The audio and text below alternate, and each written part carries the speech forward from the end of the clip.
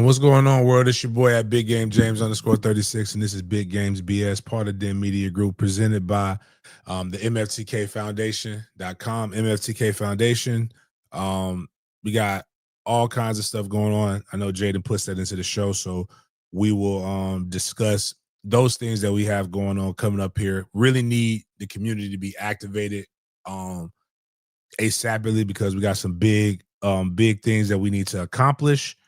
And we're not far off at all from what it is that we need, that we can do. The more we raise, the better we'll be off. We'll be with it. So we've got that going on for you. Also, right now, I don't know if you like. You got to have that that at Tony. Do you know what today is? We probably let me go look at it. I know he sent the email. Let me go peep it. I should start looking. I'm gonna do something crazy. Jaden puts in a lot of work. So I'm gonna go start looking at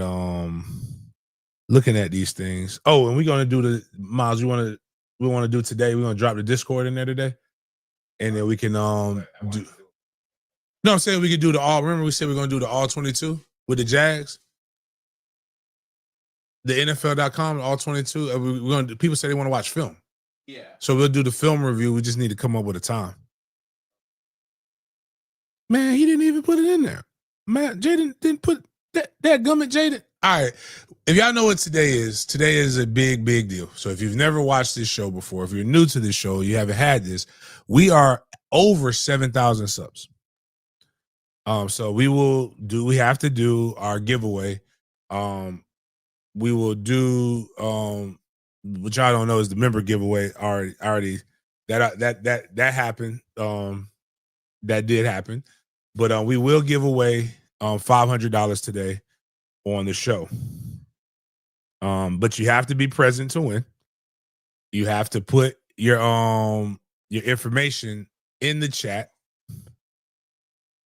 And we will stop it. We will stop taking.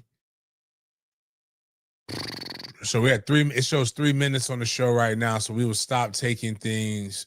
Oh, we'll go an hour 30. But you got to get 30 minutes gets us to the sweet spot for us to get the points. So we're gonna stop that.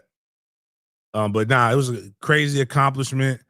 One thing I know is people love when you stream games. Like, boy, y'all was watching we streamed the Reigns game. I streamed a random, well, it's not random to me, it's random to y'all. Kentucky High School Football Championship game. Shout out to my guy, DeMarcus Ganaway, for winning. First year coaching, won the state championship out the gate. It was terrible football. They beat the hell out of the team that they played. But like, it was just like, I'm like, yo, this Kentucky football is not Florida football at all. But it was wild, man. It was wild. We're gonna get into a lot of the topics though that a lot of people are showing. So, I know everybody's like, don't put in here, don't watch it. Don't watch it. Well, no, it kind of helps if you do watch it. And each time we get an increment of 1,000. We will do a giveaway. We'll do a member giveaway, and we'll do a listener giveaway. So, how do you get involved in the member giveaway? Well, you got to be a colored. It's $3.99 all the way up to $99.99, which is the all-in package. All you have to do is be a member for that. Also, sometime this month, we will be playing catch up on the Pigskin Pick'ems as well as the the college football pickups. I think I only paid out one of the college football ones, but we do need to catch up. I think my guy is it James Jackson? He won most of them. So um but yeah, so we'll talk about that. We're gonna get into we're gonna get into our MFTK stuff. But those are just some of the things I want you to know. If you know a friend who needs something, somebody hit me up saying they need help with some bills. Well, I need help with you listening and watching the show. All jokes aside, like not saying that took a lot, but this is what we need. This is how bills get paid. This is how we're able to do some of the things that we're able to do. So we need you guys to fall in and help out in the chat. This is where you need to put. I don't know, what's a safe way. Well, you never know what can happen. Somebody might want to bless you. Somebody might think you look good. They might want to, some of the ladies, they might want to pay for your toes. Some of the guys, the ladies might want to pay for your haircut, but you better put your Cash App or I can only pay you through Cash App or Apple. Nah, I don't want you to know my number. So I can only pay you through Cash App. Or I may be able to Zelle you if you actually do win. But so go ahead and put your Cash Apps in the chat. If you are interested in having the opportunity to win the money, and so that everybody gets the right covering, I should say, we'll start our show off the same way we start our show off each and every day, with a good Samoan word of prayer. You already know what time it is, dog. Thank you, God, for another day. Thank you, God, for another day. Thank you, God. God is great. All the time. All the time.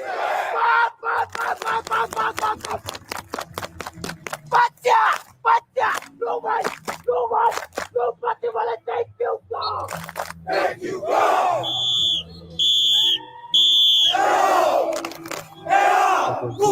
Go. And just in case you were wondering, yes, Jaden, you're eligible. Yes, Miles, you're eligible. Y'all are watching the show, so make sure those Cash Apps are available. If Mom's watching Jaden, make sure she puts her Cash App in there as well. And I'm sorry for those who do the pigskin pick 'em. You're probably gonna not be able to win again because the GOAT is I think I'm about to have 4 weeks in a row. Or so no, Grant won last week. I've won 3 out of the last 4 weeks. So yeah, I'm out here trying to protect my pockets. I need all I need to happen is the Philadelphia Eagles to do that little fruity booty stuff that they do with the tush push. And I needed the Chiefs to do the Lord's work, but they hate the Jaguars. Gerard, just put I don't do Venmo, but if you win, I'll do a Zelle for you. But if you don't have Cash App, inbox me. Why? Can I ask a simple, real quick? Is this somebody tell me if this is a bad thing? I'm telling you, I'm going to give you on a medium, right? Unless Cash App bammed you, and I get that. You don't have to admit that. I'm telling you how to get some bread. If you inbox me, I will send you the link, and if you put some money on there, we both get blessed through Cash App by you joining. Like, I'm just saying, like, if you don't have a Cash App, let me know. We will get you guys the information so that you can get a Cash App. Matter of fact, I'm gonna put that in the goddamn chat. But go ahead. While Jaden's telling us the layout of the land, I'm gonna make sure everybody has an opportunity to get a goddamn Cash App. But go ahead, Jaden. All right. Good morning, everybody. Welcome to another edition of Big Games BS here on Monday, December 8th. Going to kick off this new week for you. And if you guys are wondering why this show is called Big Games BS, it's because we bring the good, the bad, and the BS of the sports world, especially football, to your screens, eyes, and ears. First things first, we have our MFTK segment to get through before talking about the college football playoffs. The final college football playoff bracket was released this weekend, and we're going to go over the teams that made the cut and teams that didn't make the cut and all the news surrounding different college football programs through the nation. We also have some bowl games and some coaches to discuss as well before getting into the NFL portion of the show today. We're going to start off with some NILs. That is Knowles in the league, Seminoles who are making their way in the NFL. And then, right after that, we're going to start off with the Jaguars win against the Colts to stay on top of the AFC South. Going to go through some notable games and some notable playoff rankings before getting into our Big Games BS section, where we bring the scope of the conversation outside of the typical football world. And we are going to finish off our show with our BS or Bussin' food review topic, where we show a video and we ask James and the fans if the food is BS or Bussin'. But first things first, we have to get this MFTK segment out of the way. So I'm going to add this to the screen. James will take it away. Yeah. Next Saturday, still trying to lock down the location. Should have that announcement Tuesday or Wednesday. We're doing the inaugural MFCK Spartan Showcase, where we got a new flyer, so I got to put that one up eventually. But let me go to Colby. Man, on my back. You know what? All my running backs smart. I got almost all A's. My three of my running backs. I just need Kyrie and the freshmen to post their grades to see what they got. But we're doing the showcase. We got 15U O-line D-line challenge, 18U. In the showcase, we have guys coming from all over the Southeast come to Jacksonville, Florida, trying to raise the floor. And it's just about competing. And we want to get as many kids out there. My estimates is going to be about over 200 athletes minimum. Hopefully we can be able to get 300 throughout the time that we're doing it. We're going to videotape everything. We're going to clip it. We're going to promote it. We're going to put it out there. And you're going to see a lot of really, really good athletes that are out there getting active, doing what they need to do to be able to raise their profile. The quarterback list is going to be really, really good, very competitive, ultra competitive. And we want the guys to be able to come out there, and we're going to start posting we're going to start reposting all of the commits to the showcase and having those kids retweet they're coming to the showcase to compete and win their reps, so that we can continue to create the biggest buzz and have this be one of the biggest events in the Southeast, and it grows. I look at this to be like one of the premier recruiting events in the nation in the next few years. We will, out of this, we'll pick some of our teams members for our 15U and our 18U, as well as our O-line D-line challenge. But we want to go ahead and just let's make a weekend of it. Let's not waste our time. Let's do what's necessary in order to be great. And a lot of these young men want to be just that. They want to be great. We'll have tons of local media. We'll have tons of media all over the South, Southeast, regional, national media. Everybody's coming down to make sure that they're going to do this. So we're going to get position-specific teaching, half-line reps, 7-on-7, 5-on-5 for trenches, 1-on-1. Multiple. There will be at least 3 Division II schools will be in attendance for this showcase. We're going to try to get it at 4, but we know 3. We'll have scouting services in attendance, multiple media service. Every rep will be filmed. You will be able to go and you'll be able to see what you need to see, so we can make it do what it do. Those will be the things that you have to be. You got to be ready. You got to be active. So those are the things that we're going to try to do, and we're going to have a nice little video of the day to be able to put out there on DIN Media Group. And as we transition, growing Big Games Gridiron, we're going to try to push a lot of the stuff over there so that the channel doesn't get crowded. The real goal is to have, during the fall, we'll have games streamed on Big Games Gridiron as well as DIN Media Group as I get that other page monetized. So there's that. There's going to be tons of information.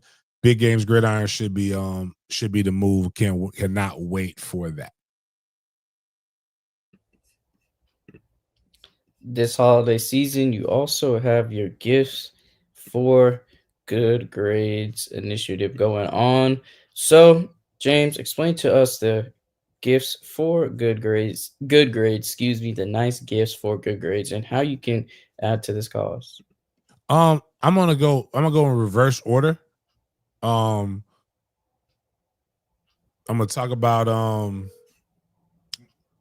Jacksonville first. We're about $2,500 away. But I need it by next Friday. We're going to excuse me. Well, yeah, actually, yeah. If I get it by next Friday, that'll be fine. We'll take donations going all the way through. Next Friday, not this Friday, next Friday, we will be at Long Branch Elementary School, and the goal is to give 275 gifts away. We're giving a gift for each kid that's at Long Branch Elementary School. If you don't know what Long Branch Elementary School is, that's the school that I've partnered with the MFTK Foundation to try to keep open. It's a community school, great kids. It's a B school. We're going to try to do different things to even raise the elevation to make it an A school. We're going to try to continue to push the envelope. It is a damn good school. Dr. Graham, we're going to hopefully have something with him on video where we're going to talk about it. But here's the thing. You know I'm going to pub it. You know I'm going to do a whole bunch of shit with it. I got a red, and I'm going to have an MFTK store that hopefully will open up next week with the launch of it. I'm going to have a big ass Santa Claus cap. I'm going to have all red, kind of Little Duval kind of stole some of my thunder, by the way. I was going to do that anyway, but I'm going to have an all red MFTK sweatsuit. And I got my cherry red Jordan 11s. And we rock it. We coming in there, or I may rock the red and white Jordan ones. I'm not sure. Anyways, I'm rocking some J's. Let's put it like that. And I'm riding there's a bright red Ford F450 and a sled. And I'm riding that bitch into Long Branch Elementary School, and we're gonna make it do what it do. So like that's the goal for that. But I need y'all help. I really need to push. That is a lot of money when you're paying your bills. It's not a lot of money when you're in the grand scheme of things, though. If you guys got a little bit of money, give it. If you don't. But you can share that tweet. It is my pinned tweet, I believe. You can share the pinned tweet and get people to help donate. You can go to mftkfoundation.com. If you want to donate, you can you can do things like we got to clap the applause real quick, Miles? Yeah, let's put up Quan on the Summer Jam screen. Shout out to Quan. We got to get a picture in there, Quan. We don't want to just have that R in there, but appreciate you sliding through, Quan, and becoming a member. Congratulations. Much success to you. But we want these things to be amazing and continue to grow, and we want to impact kids' lives. But yeah, that's it. We got 100 gifts that we've got for Tallahassee. And we're going to still try to oh, well, damn, thanks, Rob. But anyways, that's what we got with that. The gifts for good grades. Tallahassee is all, but we got a lot of fundraising to do. I can put it like that. So continue to put for those consider becoming a member.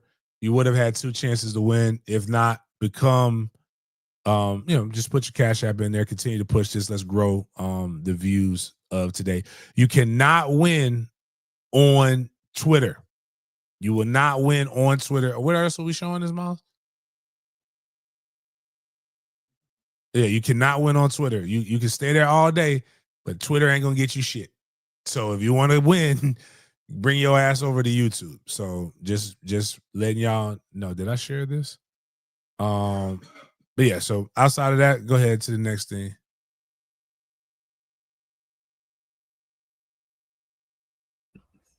Lastly, for our MFTK showcase, you have the JGA International Showcase hosted by Pylon, not in the US, but in Tokyo, Japan. It is the first international 7v7 event in the Asia Pacific region.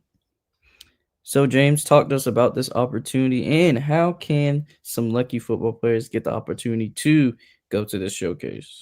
We're taking anywhere from I know I'm going, but we're taking anywhere from myself to 20 to 15 kids. Um, it's gonna cost a pretty decent penny. It's probably roughly about 2,000 per kid to be able to get there. Um, I'll have some of the they have some people that they want us to talk to for host families and trying to arrange different things of that nature.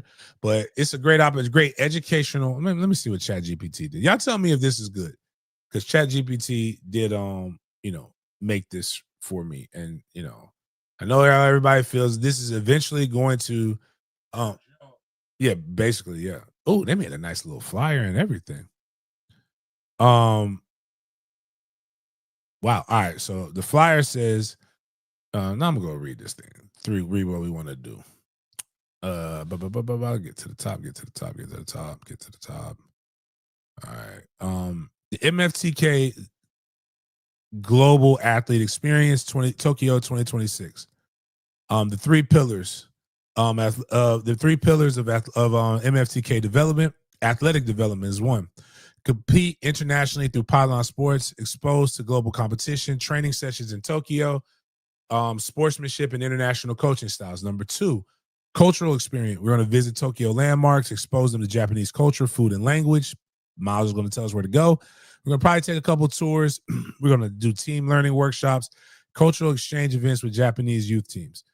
Pillar three, academic and leadership development. We're going to have college style workshops, leadership development sessions, global citizenship education, language basics, and history course. And we're going to cover this shit. So I'm going to force them to journal, and to each one of them journal down their own stuff. Put Bud in there as well. Just put Bud in. If we just type their names in there and they say they're donating it to the foundation, just type their name in. We're gonna, we need sponsors. So it's about, anywhere between 20 and 30. I estimated 20,000, but it's probably off because I think the flights are about 1,000 a person, hotel accommodations, and there's some of their food, but their parents can help with the food things. But we really want to make this as a great once in a lifetime experience for them. It's our goal is to grow scholar athletes who are globally aware, academically focused, and culturally exposed. That's basically it. They made a little flyer based off of it. It's kind of cool. But yeah, I'm all game for it. Although the Oh, Seminoles my did bad. not, That's January 23rd through the 25th. So if you want to donate to that, that's pretty big bread. Like, we do need help, and I got to make those judgment calls really early, because even the longer we wait for the flights, the more expensive it is. even though the Seminoles football team did not have much success this year, the other football team is looking to put their names in the banners in the rafters, and that's none other than the Lady Seminoles soccer team. So tonight at 7 p.m. Eastern, they face Stanford's women's team in the College Cup National Championship. This Lady Seminoles are looking to get another championship banner for their program. We have one of the best soccer teams in the nation, and we are competing for that chip tonight at 7 p.m. Eastern. So make sure you guys tune in to the games. And if you guys are going to the game, have fun and support the Lady Seminoles out there in CPKC Stadium in Kansas City, Missouri. So huge good luck and congratulations to the Lady Seminoles on getting to the championship in soccer. So shout out to them. Now we got that football out of the way. Let's take a look at the conference championship winners from this past weekend. Then we're going to get into the college football bracket, talk about some bowl games, and talk about some teams that declined some bowl games as well. So I'm going to share this with you all, courtesy of ESPN, and let's run through this list. So first things first, on Friday, there were 4 games that happened.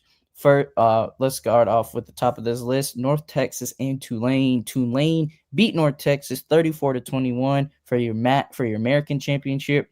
The Sun Belt Championship had James Madison going up against Troy, and James Madison ended up beating Troy 31-14. The Conference USA Championship, or CUSA, had Kennesaw State beating Jacksonville State 19-15. And then for your Mountain West Championship, you had UNLV losing to Boise State 38-21. On Saturday, this is where it got good. So the Big Ten Championship between Indiana and Ohio State resulted in Indiana beating Ohio State 13-10. This is Indiana's first time beating the number one AP team in program history. Then after that, that was your Big Ten championship. For your SEC, you had Georgia putting on a complete stomp show against Alabama. Alabama only scored in the fourth quarter. Georgia beat Alabama 28-7 for your SEC championship. Another blowout right here. Texas Tech destroyed BYU 34-7. BYU only scored in the first quarter during this game for your Big 12 championship. And Manny Diaz did it. Manny Diaz won the ACC championship. The 8-5 Duke Blue Devils beat the Virginia Cavaliers 27-20 for your ACC championship. Then you have the MAC championship between Miami, Ohio, and Western Michigan. Western Michigan took the crown for their conference championship. So, James, these were your slate of championship games that occurred this past weekend. And before we get into the bracket, I just wanted you to touch on some of these games, specifically the Indiana-Ohio State game and the Duke and Virginia game. All right, we'll get to those. Can we scroll up real quick? Because I love football.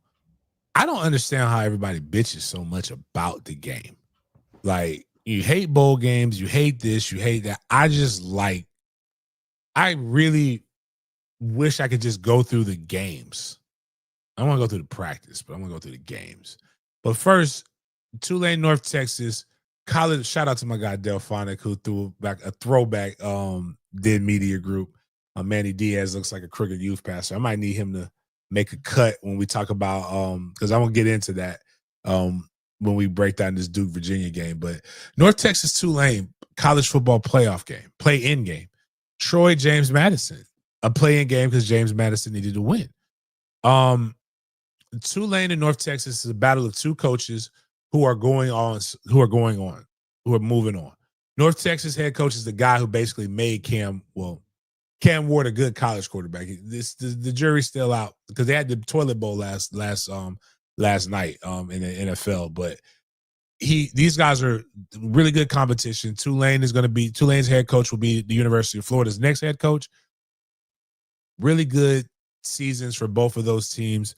Tulane will get an opportunity to participate in the college football playoff, and that's an awesome opportunity for them. Going down to James Madison, again, another coach who's getting a chance to move on. They won. Now they're in the college football playoff. And I think that's just really, really good for those guys as well. Kennesaw State, why I like this one. Hold on.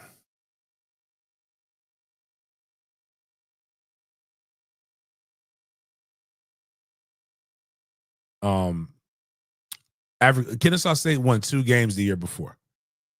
And now for them to be able to flip it, do that. Black head coach won it. Really liked it. Jacksonville State, Florida State fans would know who that is. Their head coach is Charles Kelly, former defensive coordinator for Florida State. And the defensive coordinator is Brian Williams, my boy Bernie, one of the coaches at Mandarin. His brother, Tallahassee native, played at FAMU. So those are really cool. The Fighting Dan Mullins lost, but all right. So now we can get into the games that Jaden asked me about. I just wanted to make sure that people watch football because you're going to be crying because it's about to be over. Like, we won't have any football on after a certain amount of time. So, but Indiana, Ohio State, interesting for a myriad of reasons. You saw again, former coach from James Madison. In year 2, take Indiana to heights that they've never known. A lot of the things that everybody says is wrong with college football was right in this situation, in this scenario. What do you mean by that, James? Does anybody know where both the quarterbacks that played in this game, where were they originally recruits to said school?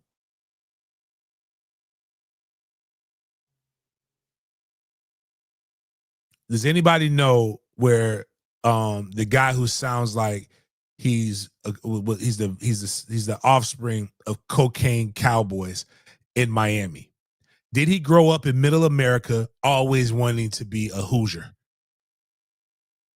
And did Julian Sand, was he originally at Ohio State? No. They were transfer portal quarterbacks that came in and led their teams to be the number 1 team and the number 2 teams in the nation. And both of them just flipped their places.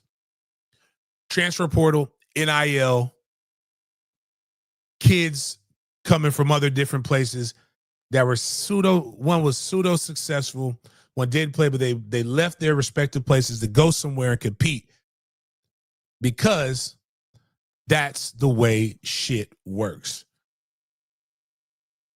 That's the way it works. Oh, you can put Grimes in there. I know I got Grimes' number, so if he wins, I'll shoot it to him. It was a good battle. Ohio State has everything. They have the best player in the nation. And then the best thing about the Ohio State game for me was this. All I hear all the time, because of where I coach at, when we can't get the ball to a certain person, y'all suck. Y'all can't get the ball to the best player in the world. Y'all can't. Ohio State has a guy, Ryan Day is considered an offensive genius. Ryan Day has consider the best wide receiver coach in the game, who's now the head coach of USF. The best collection of wide, you are going to see at least 3 or 4 people in that room for this game play in the National Football League, at least get a cup of coffee. One of the best offensive lines with a quarterback who had a Heisman Trophy, was in the Heisman Trophy race. Still probably go to New York, but the guy who's going to win it won the game more than likely. Everything lined up for Ohio State to should have been able to blow Indiana out. Everybody thought that would happen. Indiana's played Penn State to a nail-biting touchdown that we played on here that was a really probably catch of the year. But what Indiana did was say they have a coach that they bought into, a coach that has a philosophy, a coach that is not super flashy, a coach that's older now because he's not cool. He ain't on it. He reminds me more of the Elder Bowden. He ain't that old, but I'm just saying, like, he's not the cool coach. He's a good coach. They play gutsy. They played their ball. They did not panic. They did not fold and do what the fan bases and what social media tells you what they need to do in a fan base that is just greatly appreciative to actually have a winner. Did you know that this is their first outright conference championship since the Great War? I love saying it that way. It just puts perspective on things. We're as a state, as a nation, that's in a perpetual state of war. The last great war is when this is when the last time Indiana won an outright. I believe it was in the 60s, before black people, before we could all really come together as one and play good football. That was the last time Indiana even had a co-conference championship. But they beat the defending national championship, the big bad Ohio State Buckeyes, who probably still will win a national championship, because we saw what happened last year. They lost during the regular season. They won it. They won it in the and they won it all in the rematch, which they probably will see each other again. But man, does it feel, was that just it was a defensive game that was not boring. It was a slug match. They were going back and forth. Ohio State got stopped in the race. And it's also just why certain football sayings never go away. They say take your points when you get them. Ohio State could have kicked the field goal, I think, 3 times, and they would have won this game. They decided to go for it and consistently got stopped.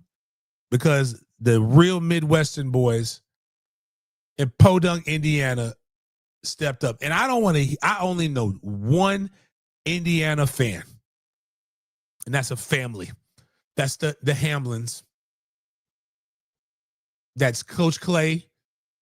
Coach Clay went from saying like he wanted to like Indiana his whole life, but he had to like Notre Dame because was the winning school in Indiana. But now when Indiana was doing that thing, man, that man came to practice at UC one day so proud to wear his damn Indiana shirt. And you know what? I could respect it. I was proud for him. And it was so cool. Because this is for the what's the dude with two last names? This is for the Antoine Randalls of the world. A lot of y'all don't really probably even know who that is, but that's when I was watching college football when you saw guys like that were like the quarterback, when the athletic quarterback was considered like a slash. They weren't a real thing. But anyways, man, that's shit. Outside of that, I mean, the number, pull up the numbers, blow up the numbers. Let's just look at it and see how it is. I don't think they're going to be overly fun, but that's pretty good numbers. If both quarterbacks were slinging it, just not getting it in the end zone. This is you know what this was? You know why I liked it? This is an NFL game. That's what it was.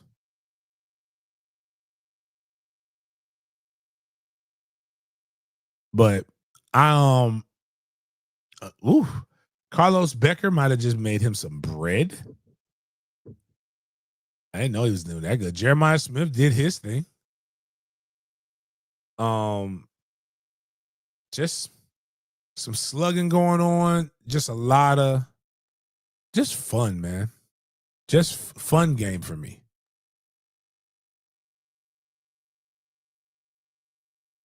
But we'll go to the next thing. Last game I wanted to hear your opinion on before we get into the playoff bracket is this Duke and Virginia matchup, the ACC championship, with Duke coming out on top 27-20. Duke 8-5 on this season as well, compared to Virginia, who is now 10-3.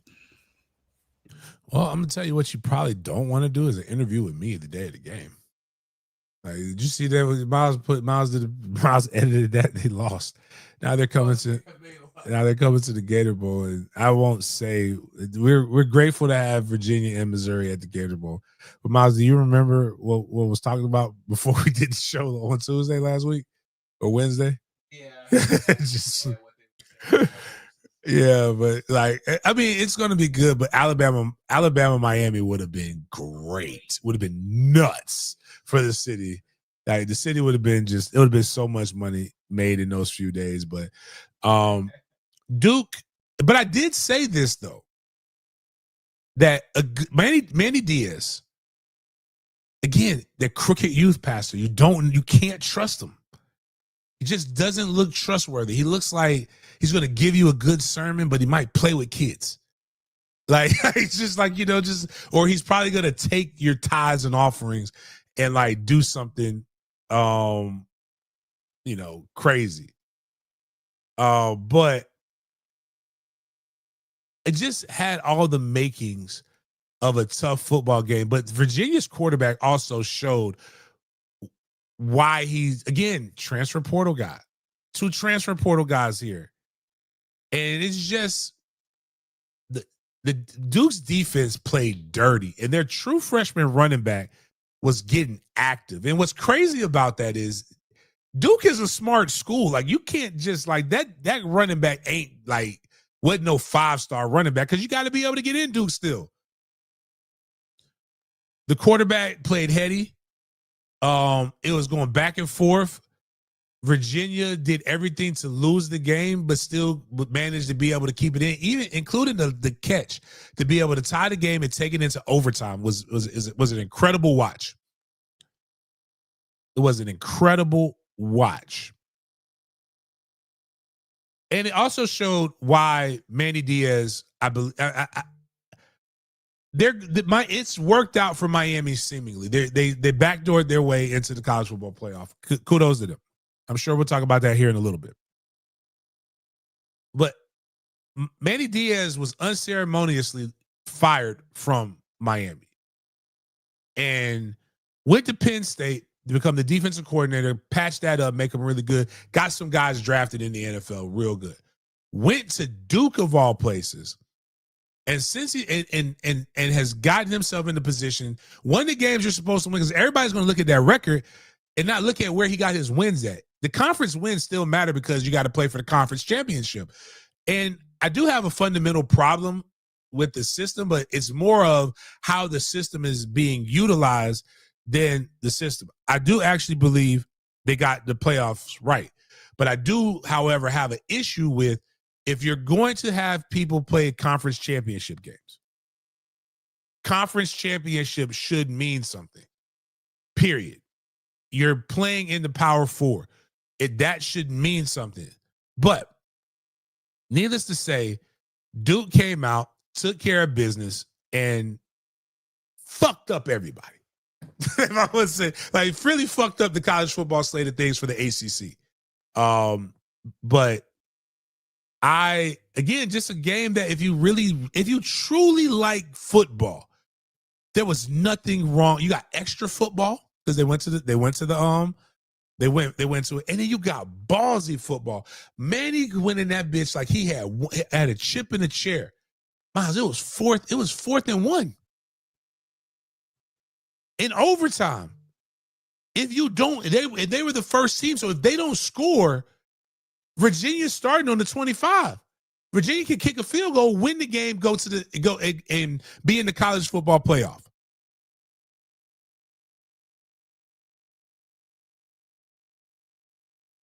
Manny literally went for it all, pushed it, shoved it. And Virginia actually played it perfectly except one person. They ran that quarterback rollout. You're supposed to, the first dump off is the fullback is supposed to be on the slam release. They basically ran him down. So they took away his first read. They knew that they had a scrambling quarterback, so they made sure they wanted to contain him. And it worked. The play before, he tried to throw it to the outside and he missed the guy.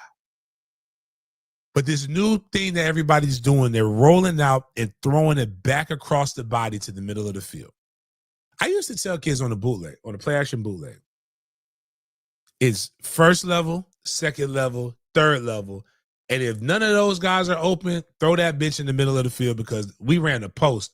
The post has got to be open. There's no way all of that can be covered and the backside is covered because defense has rules.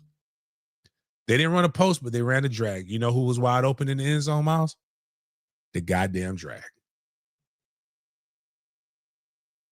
Goddamn drag. Now, what's shitty is Charlotte this time of year, it's cold as fuck and the fans don't care. Like they don't give a damn. So like, and those two teams they just didn't want to come out to it. You could get really good seats for $60. 2 good seats for $60. You know when Florida State played, them bitches was going for like $350. Like that's crazy. Like when you have teams like that, like it wasn't even like Cameron Indoor Stadium basketball is packed more than what that game had. And Panthers have a good stadium. I like it. But kudos to them. Almost messed up the ACC representation in the college football playoff, but we'll get to how the college football playoff got it right, even though it's wrong. It's very wrong. It fucked up all the trolls. And Miami fans, we're going to start with them. Miami fans are so... Hold on one second. We may have to go back to pull up the gifts for good grades thing, Jaden. Hello? I'm good. I was just trying to get progress on Tallahassee, if you had any. Oh, all right. We'll do your thing. Yeah. All right, bro. All right. Never mind. Go to college football playoff. Stay posted because I think we have some good news about Tallahassee's Gift for Good Grades. Also, while we're doing this again, Cash App in there, got to be present when the show is over. I mean, when we do it, you have to be on the YouTube. You cannot be on the Twitter. We got a shit ton of people watching on Twitter for whatever reason. Y'all won't come over here to the YouTube, but you have to be on the YouTube to win. Put your Cash App in as we take those things. But Miami fans, what? Goddamn. Miami fans have watched a lot of people be successful over the last few years. Now they are getting their opportunity to be able to compete for a national championship. Now they have a tough road to hoe because they got to beat a physical, tough Texas A&M team. Then they have to go play a physical, tough Ohio State team to then to then have to play a physical, tough Georgia team more than likely to make it to the college football playoff, which just doesn't seem very likely, in my opinion. Hope it works out for them. But they had to back a lot of craziness happened. And one of the things that I said on the Taxslayer Gator Bowl Drive to Selection show presented by Toyota that is on our show each and every week during football season, the only thing consistent about college football is its unpredictability. A lot had to happen in order for Miami to get to that point. But it did happen. And it shows again why the transfer portal does mean something. They hit the transfer portal every year to find their quarterback. Some of their better players are transfer portal players, mixed in and weaved in with some really, really dynamic freshmen, in which they have one. It was Malik and Tony, who's an amazing football player. But their offensive line, which is supposed to be one of the better pieces of it, has allowed pressure at times that Texas A&M and Ohio State probably will take advantage of. But they are the ACC representative. And the reason why I believe the college football playoff did get it right is because I have a saying, win 10 and you're in. It is really not as hard as what people have made it to believe to be able to get in the college football playoff if you are indeed a part of the Power Four. Where they didn't get it right, in my opinion, isn't Miami. It's in the Alabama. Alabama has 3 really bad losses. The first one is Florida State.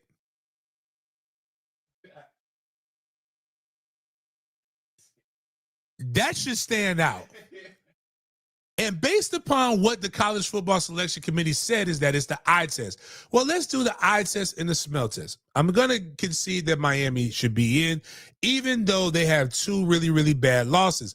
But one of their wins was the head-to-head against Notre Dame. If the head-to-head matchup in week 1 matters, Alabama should not be in there with 3 losses because they lost the head-to-head to a Florida State team that is not ranked. Not yesterday, they changed it. Like we finally, if Kirk Hurt, again, if you listen to the show enough, we don't believe gay is a disability. We believe it's a preference and a lifestyle. It doesn't matter to me. You were born that way, whatever. That's what it doesn't. There's a lot of really, really good gay people that work. I know Kirk Herbstreit is one of those. The way Kirk Herbstreit switches his words lets me know that he tastes his words and he switches when he walks. There's no way Kirk Herbstreit is a man. Like, that man don't stand for nothing. If there are 2 teams that were more deserving to be in here than Alabama and Miami, I'll tell you who it is.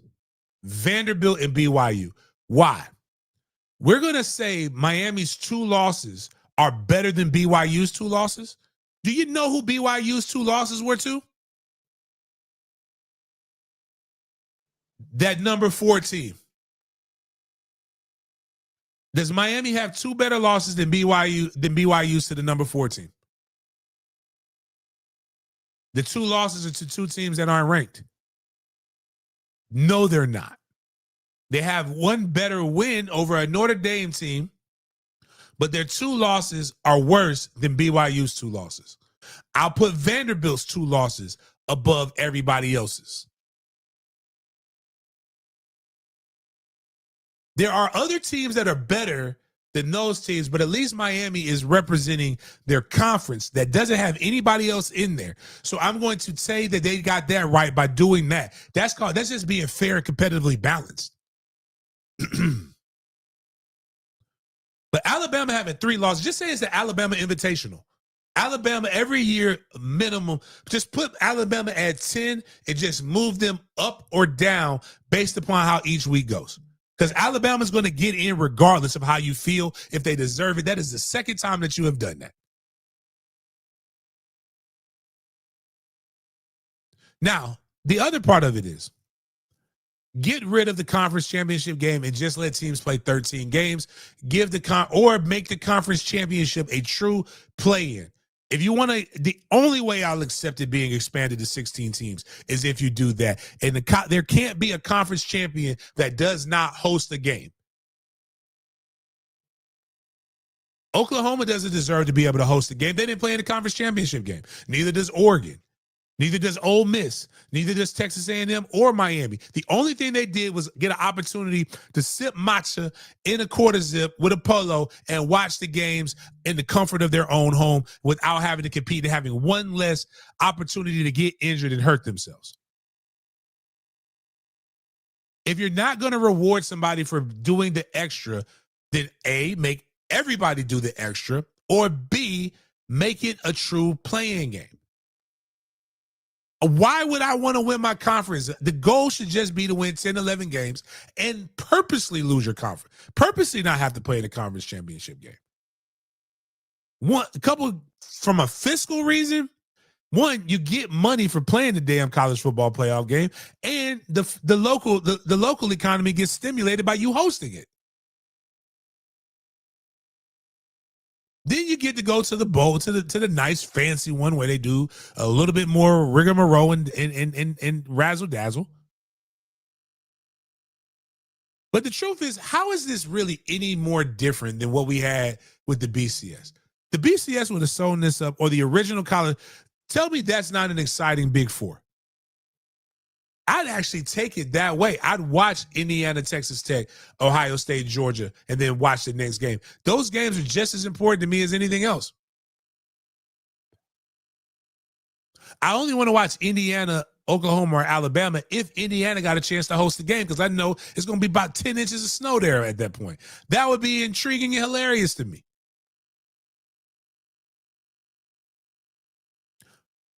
I'm going to watch all of it because I like watching football. But to be honest with you, the 4 that are set this year are the 4 teams that we saw week in and week out are the best teams in college football.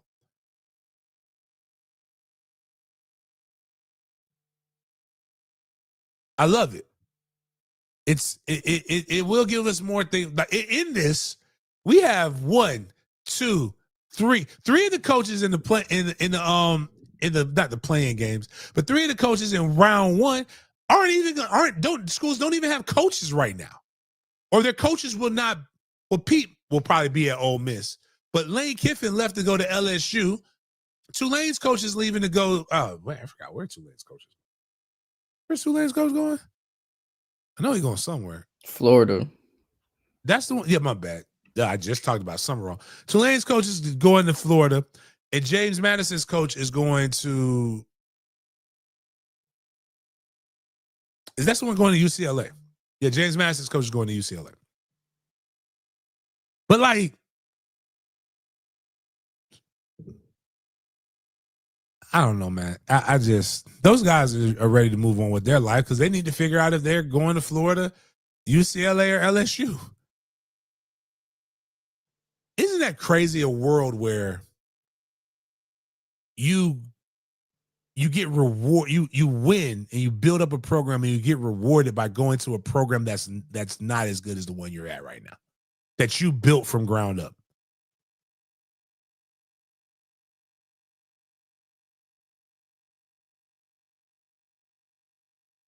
But anyways, Go on to the next thing. Or unless you had questions about this. Oh, do we have the bowl? Do we have the bowls? We have one bowl in particular to display, and that is the It's the only bowl that matters. The Tax Layer Gator Bowl. Virginia versus Missouri. Again, we're gonna have our Christmas show. Jaden, I know you got the fam with Christmas, but I don't. At a certain point, when you have kids, the gifts are open. They're gonna play. We're not gonna eat until like 4:00. So like, I'm just gonna do. We'll come in and work for a little bit. People be bored. Y'all be ready to get away from your families. But on that day, we will be giving away Christmas gifts. The gift of the Tax Layer Gator Bowl. I have shit. If you've never been to the Miles, you've been to the Terrace Suite. Tell them about the Terrace Suite.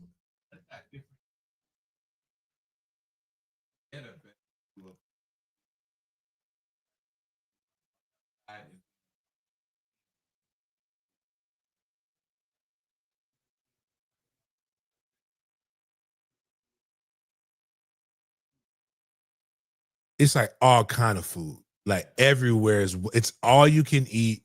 I believe beer and wine is served, but they got the good sodas with the good ices, seafood. They got the big ass burger patties. They got the long leaf lettuce, that shredded shit, the long leaf lettuce with the what is it? Is it the steak cut tomatoes, like the real thick tomatoes that you put on there? And they got hot dogs, but that's just not. I'm talking. They got jambalaya. They got shrimps. They got a pasta station. They got prime rib. All of those things you could win if you listen to the Christmas show for Big Games B.S. We'll get you in there. We'll give away those. We also will be, if you want to be able to get some tickets, we have 13 tickets in the end zone, and then we also have 13 just Terrace Suite passes. So if you're in the game and you want to be able to go get some food, get some stuff, and you want to be out, if it's the elements, you want to get out of the elements, we have those for you as well. Again, those other shows can't do these different things, and you can listen to sports talk radio all day. They ain't got what I got. So but that's me trying to help y'all have a great and a better overall experience when it comes to that. So but yeah, Virginia, Missouri, I'll probably try to get my dog. I don't want him to like I ain't gonna tell y'all who it is, but I'm just gonna tell you he's my dog and he coaches. Let's see. Get him. See what we just try this. And we'll be doing all kinds of stuff. Hey, what's up, bro? When do y'all get in? When they gave you your itinerary yet? Yeah, like a rough draft, but we're gonna get in there on the 23rd. Okay. Oh, like dang. The 23rd around our plane gets there like around where's the sheet there? I just got it right here. We get in there on the 23rd and we leave here at 11 Eastern time. That's about a 3-hour flight. So we'll get in there that afternoon, 2-3 o'clock. They gonna have y'all in Amelia Island, or they gonna have y'all at Sawgrass? No, we at Sawgrass. Whew, okay, then we hanging, dog. I ain't driving an hour and a half to see, or an hour to see, but I definitely would drive to Sawgrass to come hang out with you. I have my camera. There's some cool things that they do, so I'm gonna try to come check y'all out and check out a couple practices, man. So I'm pumped, man. So the two hotels is what again? You have the Sawgrass Marriott. Remember where we stayed for the ACC championship? Yep. That's where y'all gonna stay at. That's a pretty nice hotel. And the one in Amelia Island is it's not a Sheraton. It's the Omni. It's the Omni. Yeah, that bro. Yeah, you in another city, dog. Like where you're at is going to be Ponte Vedra, which is technically St. Johns County, but it's but you're like you hop JTB, you in Jacksonville, one exit. So like it's like right around the corner. So like one is 20 minutes from me, the other one is literally an hour and 15. Like so, and I think y'all gonna practice at UNF if that's the case too. So you'll be literally right around the corner, man. So it ain't gonna be you didn't play with us when we went to the Gator Bowl, but it ain't really like I think y'all gonna go on a boat on the military ship and then do Top Golf. That they knows are the only two real things that they got. But y'all coming early, man. Y'all gonna. Oh no, never mind. I keep forgetting it's the 27th this year. So, but yeah, so cool, man. But so what all the events they got? They got Top Golf and they do like a boat ride. yeah, well, it's not a boat ride. It's we have the two major naval stations here. So you're going to get they give like a tour of the military, like of the arm, like whatever, one of them nuclear ships or something like that. So and then they have this thing called Blessings in the Backpack where they'll have the guys go out and they'll stuff some just like the community service stuff. So like it ain't really it's just kind of like the way bowls are now, bro. It ain't like when we played. Like people don't stay as long, and then it's just they just get a couple things. But I mean, y'all got Top Golf up that way? Man, I know you probably been to when you was at Miami though. No, we ain't got one. Oh, I mean, it's straight. They'll go out there, play around, and eat some good food. And I'm gonna, like I said, man, I'm gonna use it I'm gonna throw my Gator Bowl green jacket on and act like I'm official. And and hang out with y'all, and then I'll be on the sideline with my press pass and acting Spody. So, but man, it's gonna be good to see you, man. You gonna bring the fam? Yeah, everybody coming, man. All right, cool, man. Shoot, yeah, man. But we'll link up more. But I was just thinking about you, man. But I just wanted to hit you up. Yeah, I'll let you know when we get there, man. We excited. So. All right, bro. Well, I'll holler at you. All right, dog. All right, bet. Yep. Oh man, I can't wait. Derek is an intense dude. I gotta let him finish his drill, and then my goal is to not let him leave Florida. we need him and Ernie. All right, Jade. I think we do need to have that gifts for good grade thing up. No, I got the call in between that.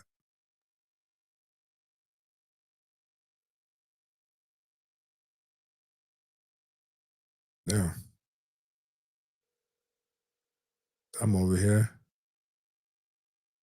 We might actually need just a real phone ringing thing, Miles, so I can like, just in case they say some wild stuff. All right, yeah, I should come on there, but Virginia, we will definitely have Antonio Clary back on, and we'll probably try to get some unique video from the Gator Bowl, and I want to get a chance. I'm gonna try to get a chance to meet Coach Drink. There's a defensive end that we tried to get to come to Florida State that's at Missouri. That's probably going to be a 3rd or 4th round pick. Shout out to my guy Grimes. You know who I'm talking about, but we're going to definitely get some FaceTime with him. And just, yeah, man, I'm going to tell you this. Ain't nobody going to get you coverage like for the Gator Bowl like did Media Group. So, yeah, Zion. Shout out to my guy Zion. But we picked the African over Zion, and Zion has been balling. So, just it ain't about talent. It's just about using yeah, I ain't mad at nobody. You gotta make those are the decisions that they made, and at the end of the day, we live and we die by the decisions that we make. So, it's just sometimes, as in much in life, if people would just listen to me, they would be fine. All right, what we got next? Iowa State and Kansas State each fined $500,000 by the Big 12 since the 2 bowl-eligible teams declined to accept bowl bids. You also have Marcus Freeman and the Notre Dame squad declining their bowl bids as well. And, James, a lot of FSU fans were saying that FSU should have done the same thing. Man, shut the fuck up. Like, everybody wants to talk. Not you, Jaden. I know, I'm just playing. Everybody wants to say this shit. Marcus Freeman and Notre Dame have the right to be able to do that. You know why? Because they're not in a conference and they don't have obligations. Do you realize what they do with the revenue share? Miami's going to the college football playoff. Miami, everybody puts in a bowl, in a pot, and we evenly distribute the revenues. Like going to the Orange Bowl was a big bowl game, regardless of how you feel. Regardless of how you feel. And yes, it was a deflating moment. But at that time, Florida State did need those 15 practices. Now, this go around, we didn't earn it. But right now, we get the same amount of money for not going to a bowl game as we would if we went to a bowl game. That is like Iowa State and Kansas State don't deserve to be able to pull the shit that they're pulling. But yeah, but then again, yeah, because they were bowl eligible. But I will say this, for those guys, depending on where the bowl that they're going to, they might have saved money by paying the $500,000 fine. I will say that might be where they go, because it's not like they got at. I kind of understand a little bit about Notre Dame's temper tantrum,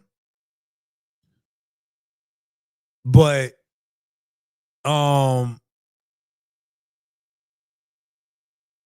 don't know.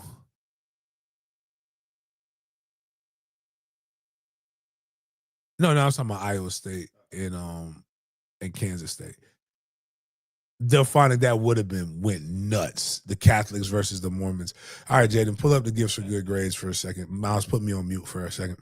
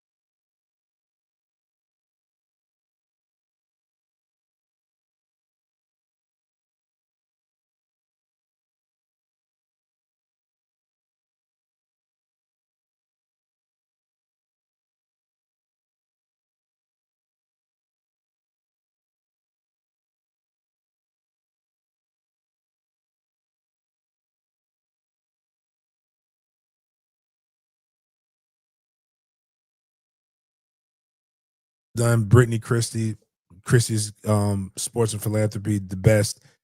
Again, I like when politicians actually do a little bit. That is not a endorsement.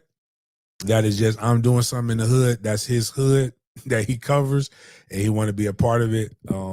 Yeah, but we got that. So basically, we got Tallahassee, we got Tally sold up. So, but we can still. The more you give, the more we can do. So kudos to that. Back to we didn't talk about Nick Williams. Did you notice we had a hire, Jaden, at FSU? Yeah, I got it right here.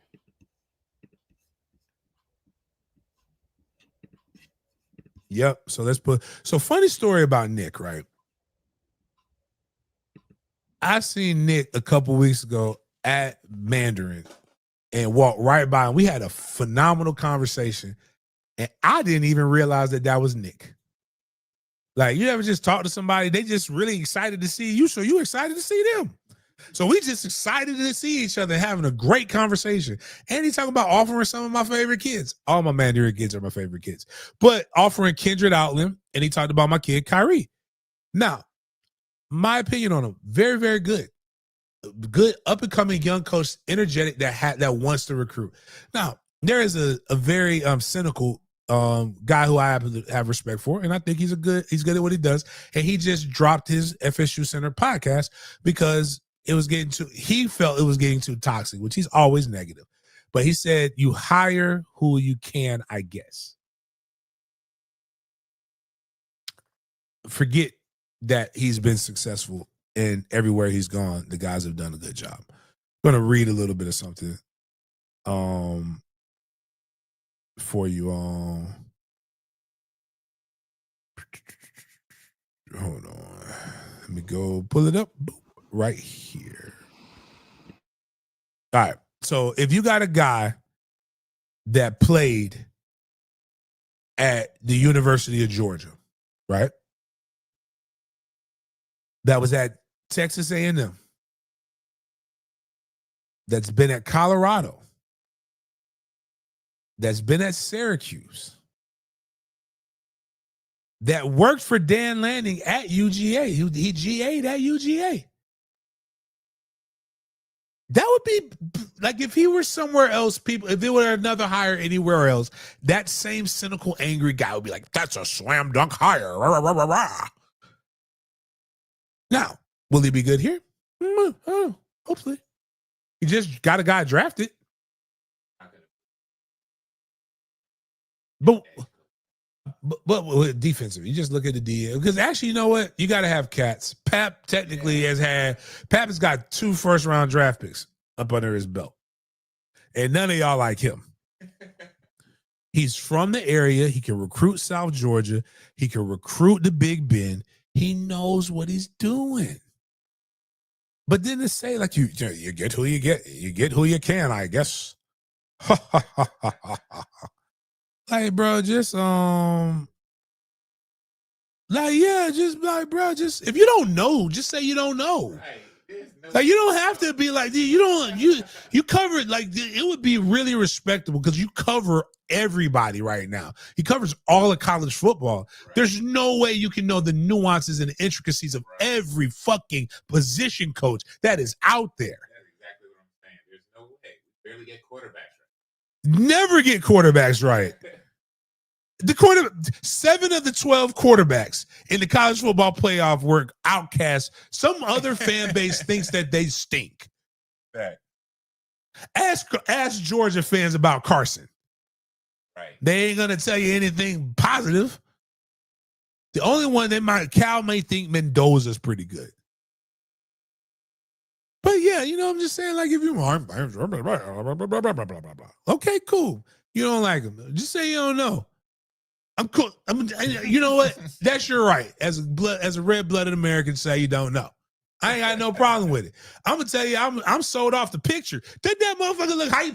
Yeah, I don't know what happened in the practice to make that expression, but that looked like a happy dude right now. Right.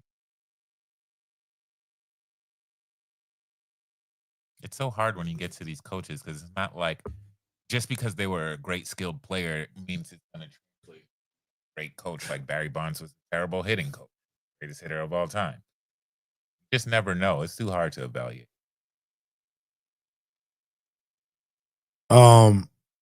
Like when I'm sitting here thinking, like it's not just that, bro. Like the hoe, right? Anybody who's followed me for a long time knows that Kendall Brown's a hoe. Well, been a hoe, always be a hoe. Matter of fact, is that what you? No, he always been a hoe to me. Kendall Brown's a hoe. If you know me, you know he a hoe. When Ludacris made the song, like you know what, and I said to his face, I ain't no like you ain't finna Lane Kiffin me. You saw what Lane Kiffin did to that little boy, that little young boy, like with the police officers right there.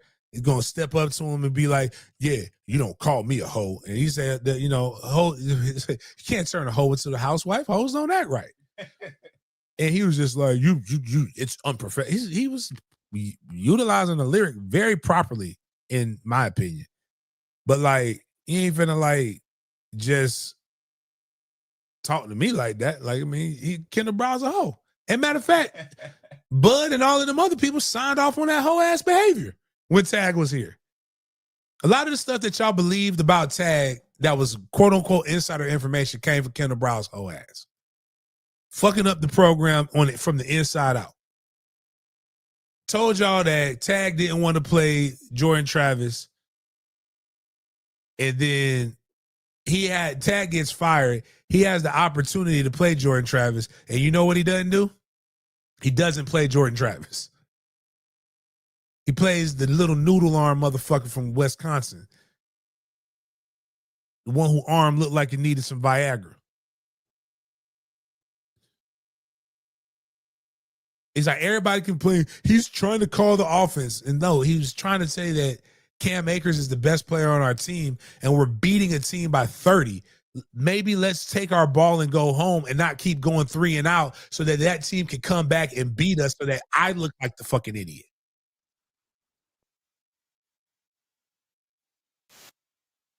Like, to me, he a hoe. But that hoe just got hired by South Carolina and everybody think that hoe that's a good hire by South Carolina. Fuck Kendall Browse with Magic's dick. That's how I feel about that. Not because they weren't successful. Not being successful is one thing. But like doing it that way, man, nah, bro. You're the reason why we're here. You have a lot more power. Bro, they control the fan base. Right. Like people believe anything. Like people believe which he might have been. Weed is not that bad anymore. Nobody believes that. But I'm gonna tell you what happens with state employees in Florida. You know what they do when they fire you? They piss test you. They had people believing that Tag was on a whole bean. And first and foremost, Tag gives heroin usage. He's in Baltimore now, but I know he don't do heroin. But I'm just saying, if you're gonna pick a drug, pick heroin, because that's what he kind of gives those twitches and things like that. But like, and they wouldn't have had to pay the buyout. They believe everything. It's the love and hip hop bullshit. Just like we haven't talked about Pat Surtain, right? But I don't want to get into it because I like Pat. And I don't think Pat did anything wrong. I just think, I'm gonna be honest with you. If you want to know the truth about that, outside of some other little drama, and then there's probably arguments to happen. Pat doesn't fit what Tony White wants to do. So he probably wanted to get a DB coach that was kind of like that he spoke the same language as. And that's what coordinators do. And Pat's a good ass coach. You know what's going to happen with Pat if you want to coach? He going to get another job. But let's be for real. Pat was coaching DBs. And I made a tweet in the Florida game. And you know what my tweet was? This secondary got more holes in it than 30-year-old pair of drawers. And everybody agreed with it. There were times, but I don't think it's because Pat's a bad coach. I think Pat is really, really good at showing implementing man coverage, and we shifted away from that. I also happen to think Tony White's not a better defensive coordinator than my guy Adam Fuller, but that's a tale for another day. But I think Pat is a good coach. I just think sometimes things happen. Warchant claiming Pat had an off-field issue and there that shit go, man. Like, why can't it just be a motherfucker got fired or didn't work? Shit happens. You know, Bill Belichick got fired from the Browns. You know what he ended up being? The greatest NFL coach of all time. Shit happens, guys. Bobby Bowden got ran out of West Virginia. A lot of people forget that shit. But all right, my bad. Breaking news. Now this shit here, well, brother, you talk about a white divorce. This shit is crazy to me. Go ahead and read that because it don't even sound right when I say it, Jaden. This is the last topic in our college football segment, but this was a wild one, like James was saying. So James Franklin and Virginia Tech are hiring former head coach Brent Pry as the defensive coordinator. He recently got fired for James Franklin. Now he's back with the program that let him go, James. Like you said, crazy situation. So fired him just to bring him back. You said this was wild, even if you tried to say it out loud. So try to compile the words to explain your thoughts on the Virginia Tech new defensive coordinator. This is how I feel like when people really get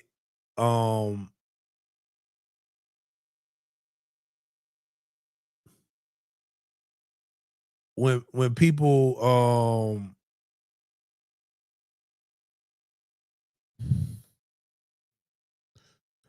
like when you see somebody come in and is not working with their ex, right? And they just say, "Hey, you know what? I'm finna take." Like, nah, that's not even a great because that don't even make sense. Like, you're not finna fire me, right? And I'm not gonna be around the kids that got me fired and watch them do better for somebody else and just sit around and just take it. That is wild. It's so it's like I don't get it.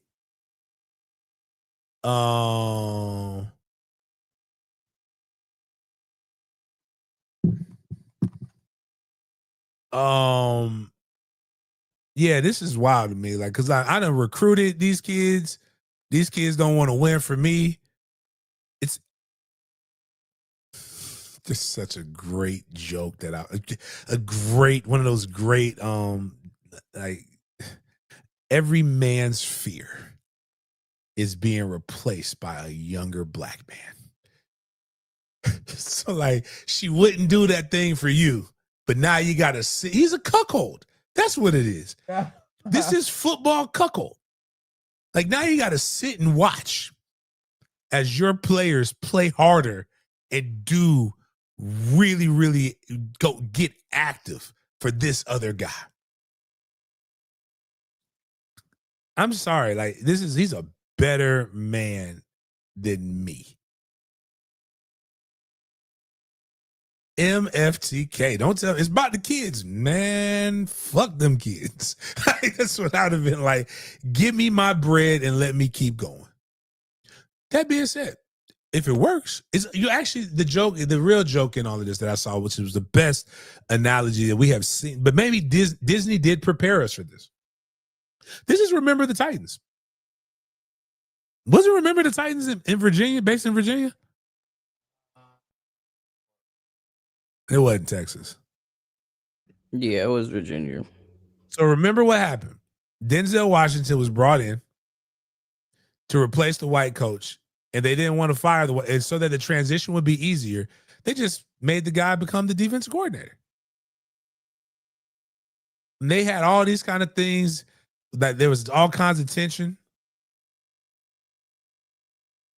I think this only works in Disney movies.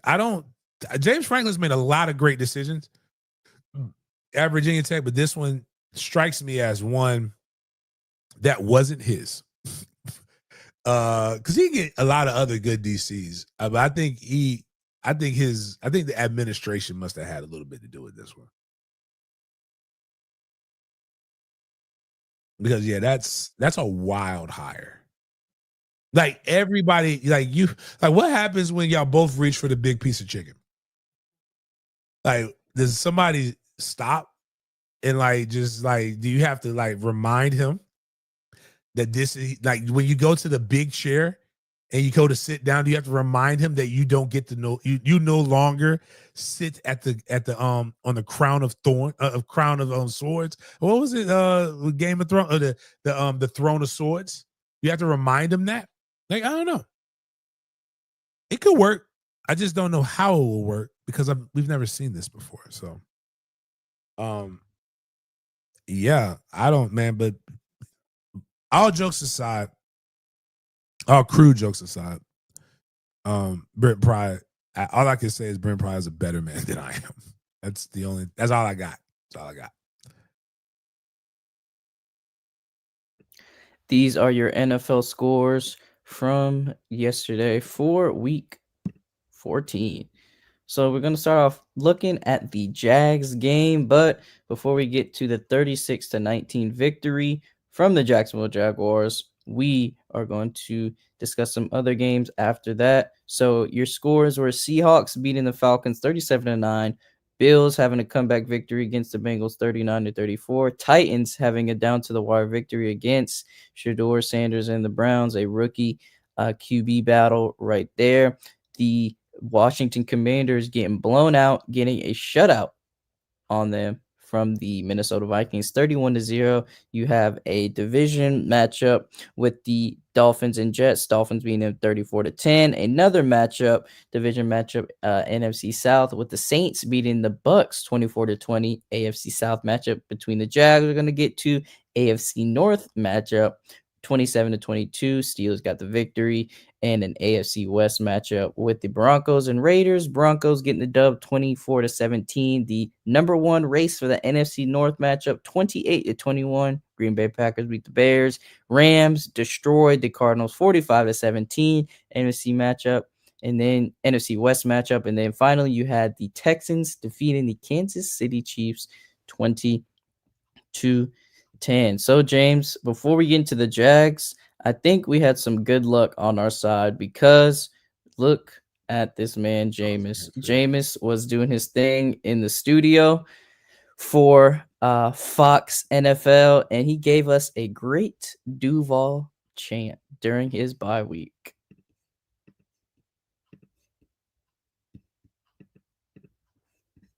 Duval! What's your Broadway one?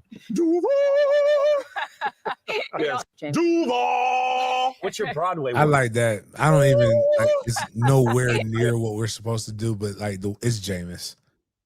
It's better. It's better than what we have because Jameis did it. So I'm all for it. Like, it's better than Duval. Yeah. Jameis was so good that it made absolutely no sense. Like, you ever just see, it's just so, he is going to kill it, man. You ever see somebody that does something so much better than you that it just makes you not even want to do it again? Like, Jameis, I will never want to ever share a set with Jameis.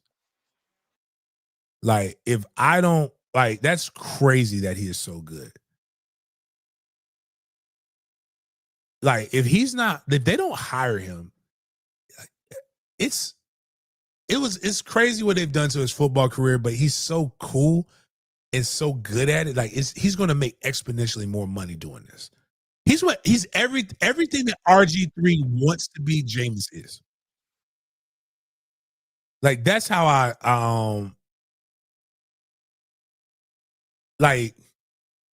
also, his suit was fire. Now we got to work on the pants because you can tell they didn't tailor those very well. Like the bottom is the pants are too long. I get them a little bit more, get a little more fit into the body, but we're gonna work on that. You're gonna be okay. Go holler at OG Charles Woodson about the outfit. Boy, Charles Woodson, man, boy, brother. Can you go back to that, Jaden? Because we gotta have this is when we all have to have again. I gotta just a few more mango seasons, dog. I'm gonna have to have some serious combos. Blow it up. And then just don't God, that's when he starts looking. He should never go back to Charles. Because I saw something, I noticed something. One, shout out to my dog. Charles is gonna be an amazing bald. But like he either gotta grow his hair out a little bit more, but he can't cut it that low and be in that bright of a studio. It accentuates the shiny parts that are going away. And I was noticing, I was like, man, Charles, bro. What sucks about this is like why God's also like it's funny, right? Because his hairline is immaculate. It's like having a great border, but like everything behind it is bombed out and depleted. And that was just something that bright ass lights, man, made me notice, man. But like that hairline is like immaculate. It just also makes me really like Jaden, a famous Jaden, not Jalen, not Jaden, Jalen lied to us, man. There's no way Jalen, just like Steve Harvey. There's no way that you undefeated that many seasons with your hair. It is not fake. It is not CGI. But anyways, that was great though. The right way. Amazing. How would you pronounce They it? didn't tailor those very well. Awesome. Like the bottom is too, but Broadway go one. get a little bit more into the body, but we're gonna work on that. Broadway one. Get a little bit more. Get a little Broadway one. Get a little bit more. Just always appreciate what you have, Jaden. Get a little more fit into the body, but we're gonna work on appreciate Broadway it, one. cherish it, get a little more Broadway take one. care of it, get a little bit more, drink it, a little more, stay hydrated. Don't let these females attack your edges, dog. We're stressing you out, bro. Like you just a little bit more extended portion. You're gonna have to maintain it for some of us here. You're gonna be the one we have to look to in a few years, brother. I appreciate the advice, appreciate the game. Definitely not gonna let that happen to me. But speaking of not letting that happen to me, the Colts. Can't hear Jada. Can you hear me now? You keep playing the Duval thing in the background. It keeps playing the Duval, the Jameis thing. Hello? I can hear you now, Jada. All right. So the Colts did not listen to the game plan because the Colts ended up losing 36-19 to the Jacksonville Jaguars. This was an important game for the Jaguars and Colts because this was for the number one spot in the division, the AFC South division.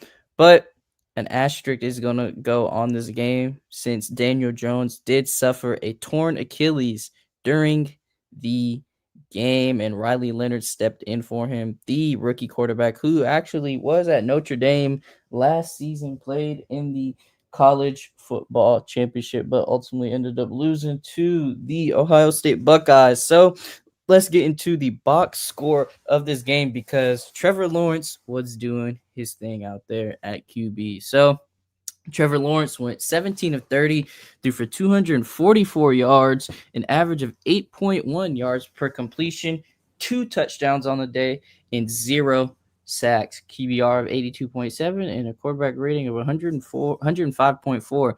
Daniel Jones only had 7 attempts, but Riley Leonard went 18 of 29, 145 yards, 0 touchdowns, and 1 interception.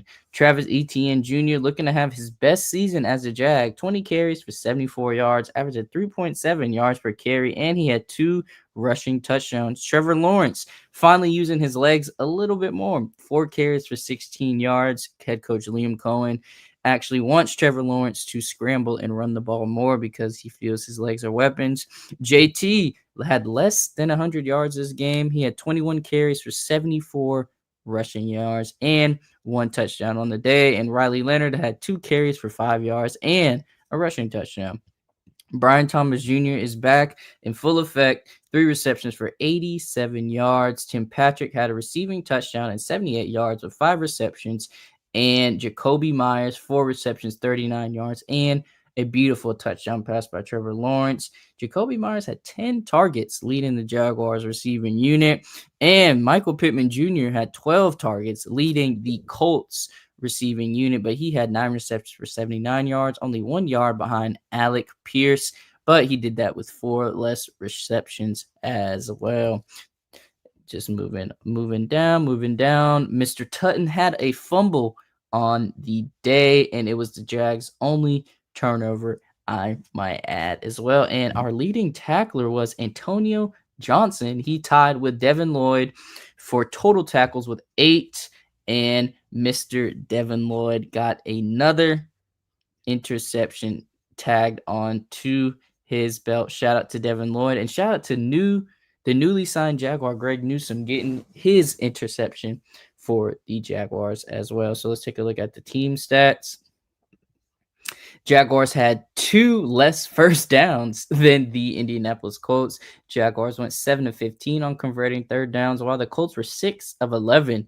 Jaguars were 1 of 2 on fourth down conversions, while the Colts were 0 out of 1. They actually ran the same total plays, 63 each, but the Jaguars had 65 more total yards than the Colts, and they had the same number of drives as well. Passing, you can see the difference right there. 247 compared to the Colts is 196. That Jags average 8 yards per pass, pretty well. The Jaguars did not take a sack, but the Colts did get sacked 1 time. The Jaguars had 14 more rushing yards than the Colts, and the Jaguars, even though we are doing great things this year, we're still one of the most heavily penalized teams in the league. Before the game, the Jaguars would lead the league in penalties per game with 8.7. I don't know how that stat has changed with yesterday's slate of games, but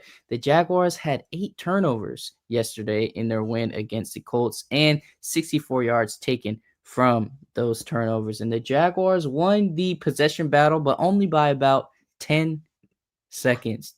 James, this is an important game for the Jaguars. Let's just start off with the biggest and the brightest spotlight of this game, and that's Trevor Lawrence, the quarterback. I'm not gonna hold you. He's done really well the last couple of weeks, and I'm not even gonna look at the accuracy on some of the stuff. His deep ball accuracy is a lot better than league average. I still think they're trying to force the ball down the field a little bit too much, and that might get us in trouble. But he's been poised, he's been a leader, and he's been everything that I've been trying to hold him accountable for the last few years. Like, just like there's times when we won in spite of him, we won because of him. And so when he plays like this, it's a blowout. That's the difference. And I think that's where the Trevor Lawrence, the guys who just want a cape have to like at least be able to step back and just say, hey, when we get this Trevor, this is the Trevor we want consistently. If we have this Trevor in 3 of our 4 losses, the Jaguars are the number one, not just the number 1 team. They're like breaking records. We would have already solidified home field in the playoffs, a first round bye, if Trevor Lawrence played to that level. But we're not gonna go back in the past. If he continues to play like that, man, Jaden, we're gonna be busy as fuck in San Francisco because the NFL is really up for grabs right now. Lamar Jackson don't know what the fuck he got going on. We don't know which Josh Allen is showing up because he don't really have no wide receivers that make you afraid. The Texans are playing, but the Texans aren't getting great quarterback play from CJ Stroud. They're just playing good team ball right now. But when you look at they didn't already tendered up the Colts. There is one team that can beat the Jags right now. And honest to God's truth, the way that the Jags are playing right now, I'm not so certain that the Broncos can beat them. They are actually trending in the right direction. And this was in a rain game where BTJ is actually catching the ball line. Now, the drops that happened, there are a couple bad throws that he did make. But the drops that happened were like, all right, it's just miscommunicate, a little bit of a misfire, which you can accept those. He threw less infirmary balls than I've seen him throw in his entire career. And it worked. It worked. The sports den was right. We're not finna just jack nobody off over here. We're going to tell you the truth, and we're going to tell you what we see the way we see it. We have expectations because the standard is the standard. And right now, he is playing to what you would expect a number one overall pick to play like. And there's no reason to believe that we're going to lose to the Jets because we've won a game to a better team in spite of Trevor. But if Trevor plays that way, we beat the shit out of the Jets. We play the Broncos. We don't know in Denver. But then we play the Colts in Indy. They ain't got no quarterback, so we should beat the shit out of them.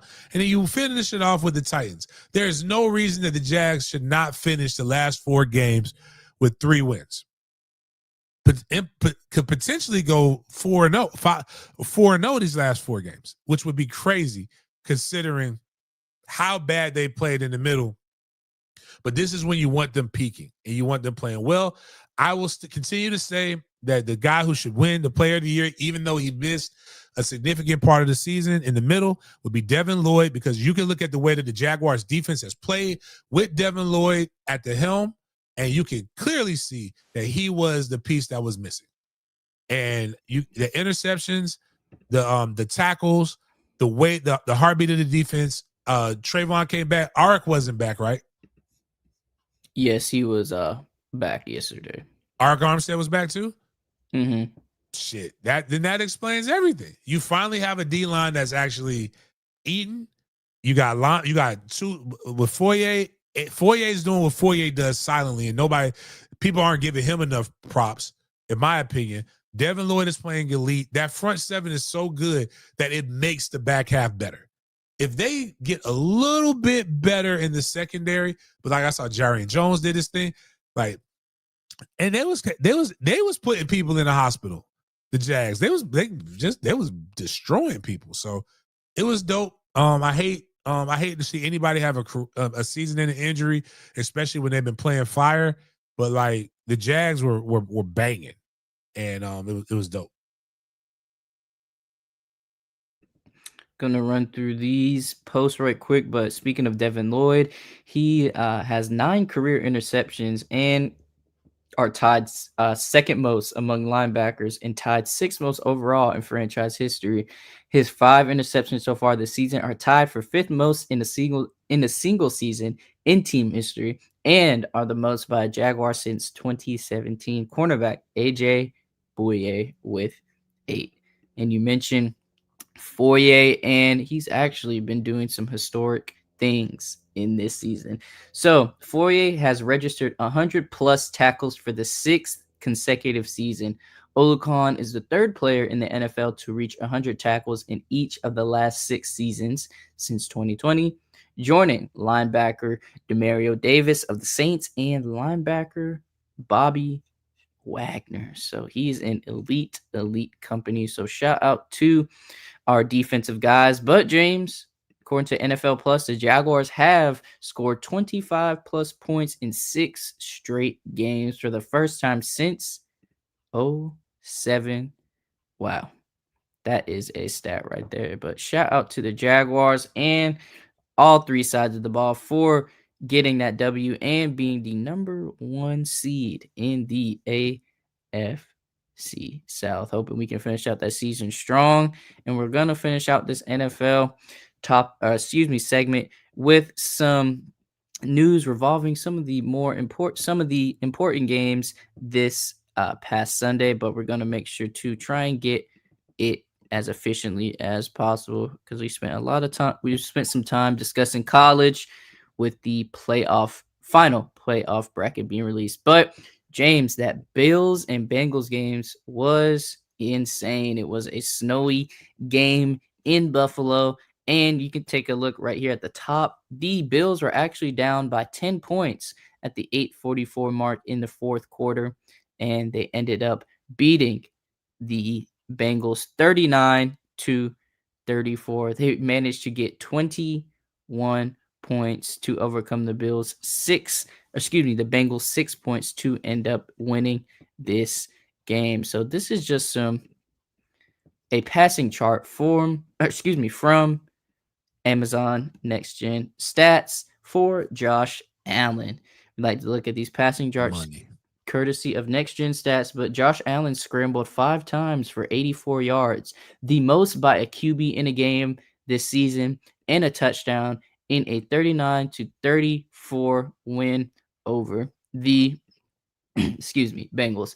Allen also completed 22 of 28 passes for 251 yards and 3 TDs, all of which targeted a receiver in the right seams. Josh Allen had 4 total touchdowns this game, 3 passing and 1 rushing touchdowns. He had 9 carries for 78 yards, but he did get sacked 3 times, losing 18 yards, so that factored into the yards. But Josh Allen, James, showing you why he was the NFL MVP. And take a look at this pass chart right here. 3 touchdowns, 0 interceptions.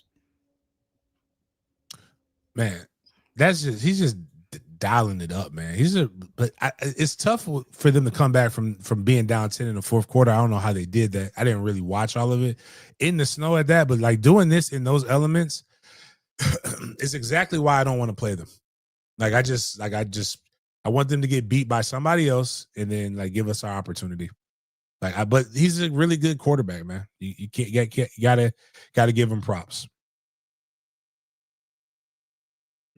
There was a battle of the horrible franchises yesterday, James, and these franchises had rookie quarterbacks trying to put on a show and put on for their friendly competition.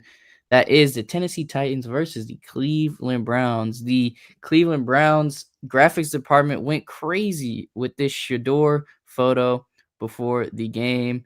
So they got the Shador putting up the wrist in the city for the Browns versus Titans matchup. Shout out to the Browns graphic team. But let's take a look at these rookie quarterbacks and how they fared against each other.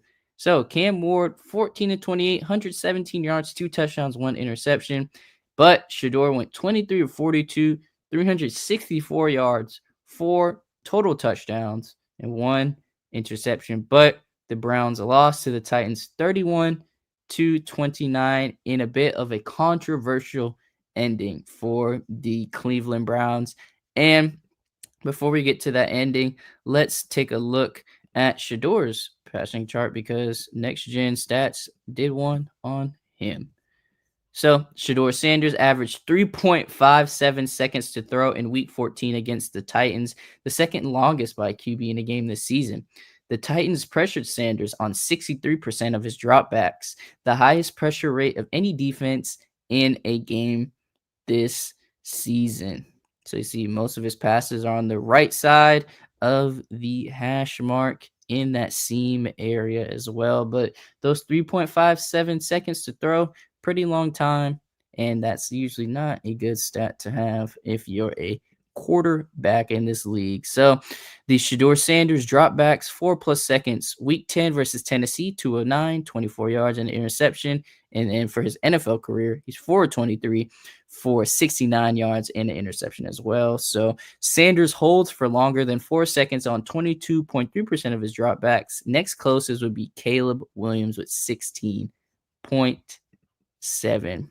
So with that in mind, let's take a look at this stat by Shador. So Shador is the only rookie besides Joe Burrow to have 350 pass yards, 3 pass touchdowns, and a rush touchdown in a game in the Super Bowl era.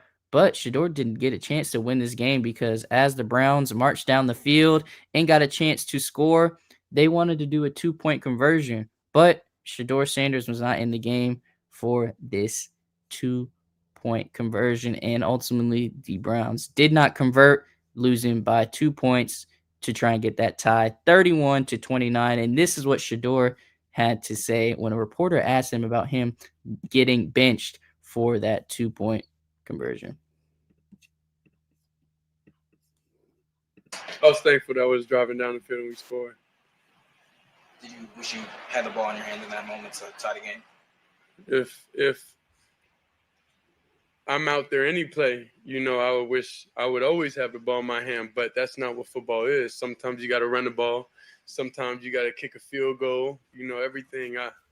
That's the game. That's the game. That's the most important thing is the ball. So in any situation, of course you would want to, but I know we practiced something and we executed it in practice, and we just didn't seem to this day. So I would never go against, kind of like what the call was or anything.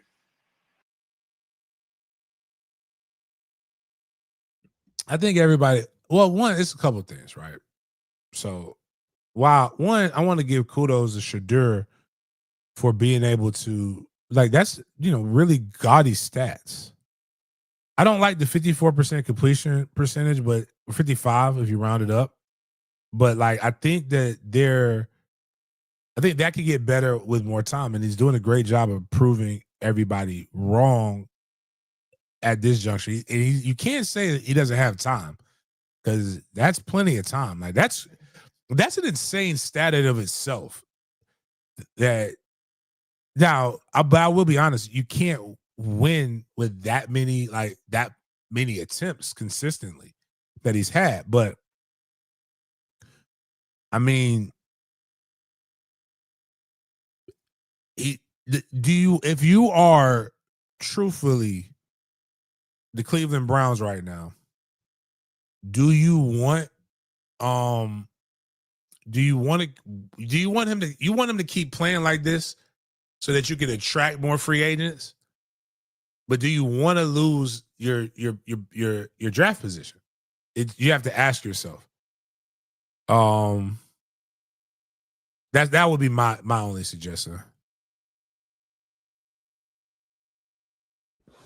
Seems like Stefanski doesn't know what to do either in this situation, even though GM Andrew Berry seems to be an avid fan of the Shedeur Sanders situation. But we guys will keep you updated on Shedeur and the Browns as they continue to do their thing. Myles Garrett also got a sack in this game, if I'm not mistaken. So he's continuing to add to his sack numbers through this season. But man, we got to get to this BTA game of the day, and that goes to the Vikings against the Commanders because they beat the Commanders 31-0. The Pirate was back. I thought he was hurt for the rest of the year. Jaden Daniels actually played in the game, but left in the third quarter because he fell on that same left elbow he's been having issue with. But according to head coach Dan Quinn, he could have returned to the game, but it was a coach's decision to keep him on the sideline. So Marcus Mariota stepped in for the Commanders in the third quarter, but that didn't matter. They were still blown out. So at halftime, it was 14-0, and then the Minnesota Vikings proceeded to score 17, 10 in the third, and 7 in the fourth quarter. But James, I know we talk about Trevor Lawrence in his hospital balls, but Zach Ertz actually got injured in this game because of Marcus Mariota's hospital ball. So from this video clip, I'll show you, Coach Den noted that Zach Ertz is feared to have torn his ACL. So this is a real hospital ball, courtesy of Marcus Mariota. Okay.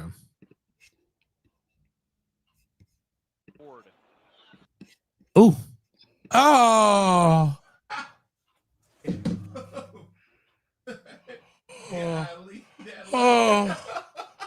Oh God.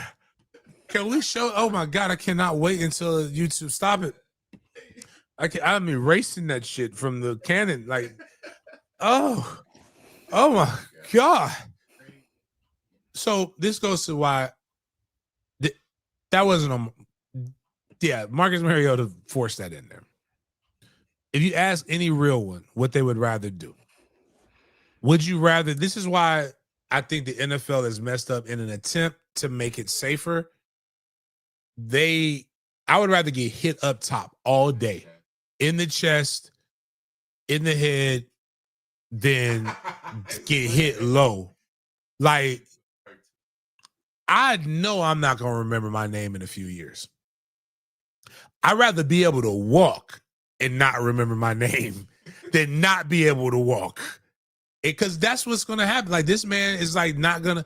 So the next step is they're going to say, oh, well, he was a defenseless receiver. You can't touch him. Like, you know, but I'm saying that's the only other rule change you can make. But if you would tell him that they could just hit you like the old school, would he be asleep? Yeah, maybe. He'd wake up though and be able to walk. That leg is done. Zach Ertz is toward the end of his career too. I mean, he's old in football years. Zach Ertz is 35. He's 35? Oh, yeah, he's done. They might amputate that thing at that age.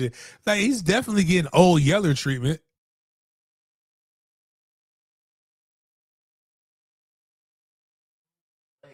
Man, that thing was whip it. It was a movie where the aliens, like, you could tell that they look like humans, but when they, like, their knees would go backwards and then they would run. I don't know if it was Arrival. It was something, like, I forgot what the name. It was a sci-fi movie when I was young, and I would just go watch movies all day. But like that, nah, dog. Nah, man. That's worse than. So I was I was supposed to be a sports management major when I first went to Florida State, and they make you take anatomy and phys. And our anatomy and phys 2, we took. That was my second semester, and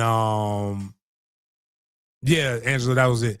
We had to watch. They said this is like what we're in, and they showed the Willis McGahee injury, and they showed it over and over and over again. Like, well, in college, yeah, because they were talking about the injuries and things of that nature, and I was just like, ugh.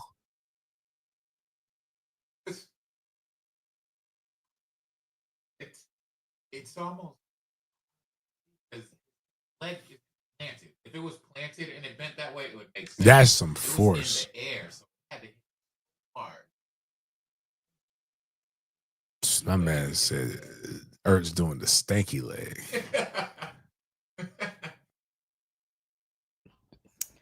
Mike Tomlin has done it again with the 27-22 victory over the Baltimore Ravens.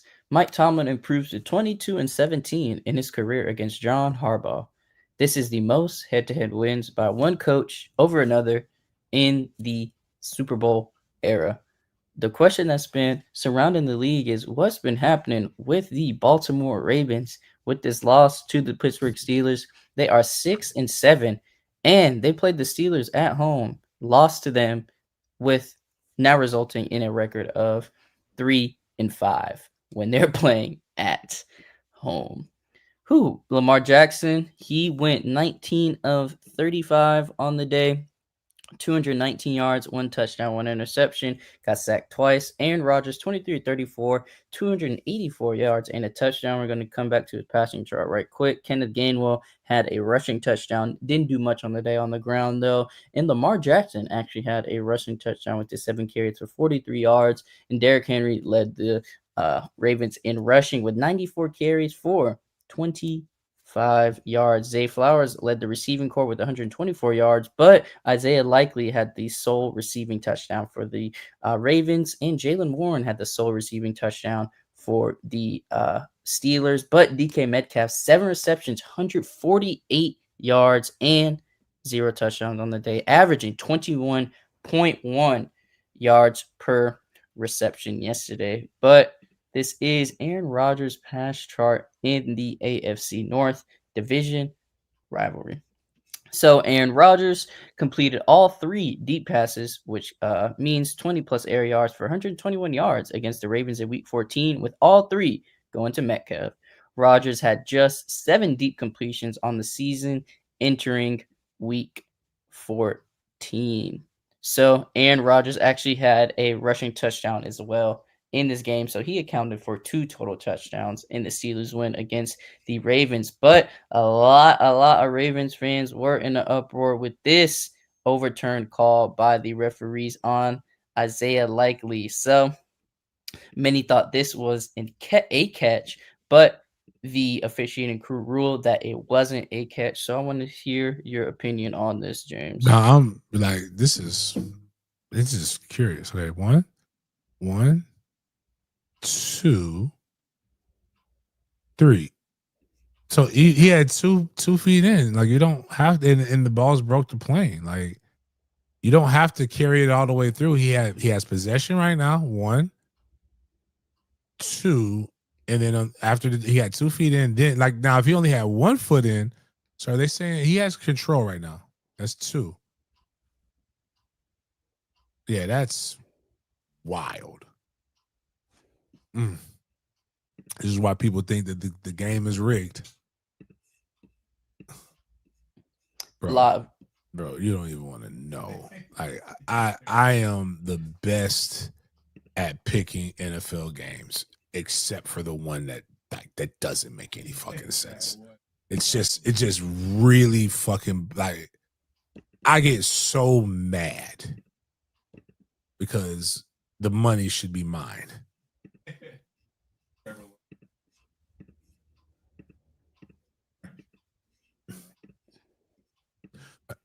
Like, there's only one game that I really, really just got wrong. I really didn't think Minnesota was going to beat the shit out of Washington like that. Cincinnati was whipping ass for a minute. The Bucks played the fucking Saints. Come on, bro. Come on, dog. Like, fuck you, Baker Mayfield. Bring Shadur to Tampa. Like, god damn it. Overcooking my grits. Fucking up the church's money. But yeah. The battle for the North, the NFC North, resulted in the Packers getting that number 1 spot in the division, beating the Chicago Bears 28-21. Caleb Williams having an interception late in the game in an attempt to try and tie the game to force it into overtime. So let's take a look at this right quick. We're just going to breeze through this. Jordan Love, 17-25, 234 yards. We actually have his passing chart, courtesy of Next Gen Stats, in the next post. 3 touchdowns, 1 interception. Caleb Williams, 19-35. He had 186 yards, 2 touchdowns, and an interception as well. Both QBs sacked 1 time on the day. Josh Jacobs, 20 carries, 86 yards, the only rushing touchdown for the Packers. And the Chicago Bears had no rushing touchdowns, but DeAndre Swift and Kyle Monangai had 63 yards and 57 yards on the ground, while Caleb Williams had 4 carries for 15 yards. He's definitely an elite scramble artist, one of the best in the NFL. It seems like he can barely get sacked.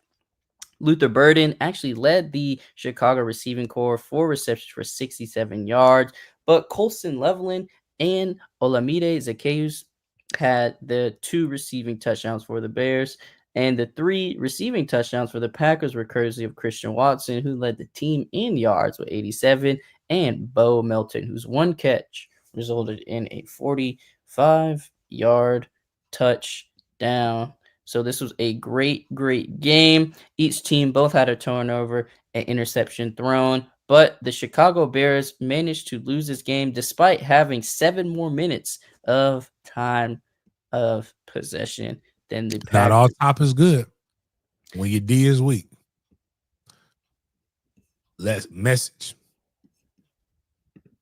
This was a good game for the number 1 spot in the NFC North. And man, that Green Bay Packers defense, their linebackers and their their defensive linemen are a problem. Micah Parsons didn't do too much on the stat sheet. He had 1 tackle and he had 2 QB hits, but his other teammates definitely did some damage, especially Edgerrin Cooper, 5 solo tackles, 11 total tackles. Quay Walker, 9 total tackles, and some more players doing their thing as well for the Packers defense. One of the better defenses in the league. So let's take a look at Jordan Love's pass chart right here. He, like I said earlier, 17-25, 234 yards, 3 touchdowns, 1 interception. interception. Right here, you can see his interception was in the middle of the field by the right hash, right there in the seam. But his 3 touchdowns are actually all on that right hash. You can see going up the seam of the field. So that was definitely a target for him during that game. So just wanted to share that with you before getting to the final game of yesterday, and that was the Sunday Night Football showdown between the Houston Texans and the Kansas City Chiefs. The Houston Texans managed to pull out the W against the Chiefs 20-10. So the Texans really did it. They stunned the Chiefs. I just wanted to share this picture with you of the graphic for the game.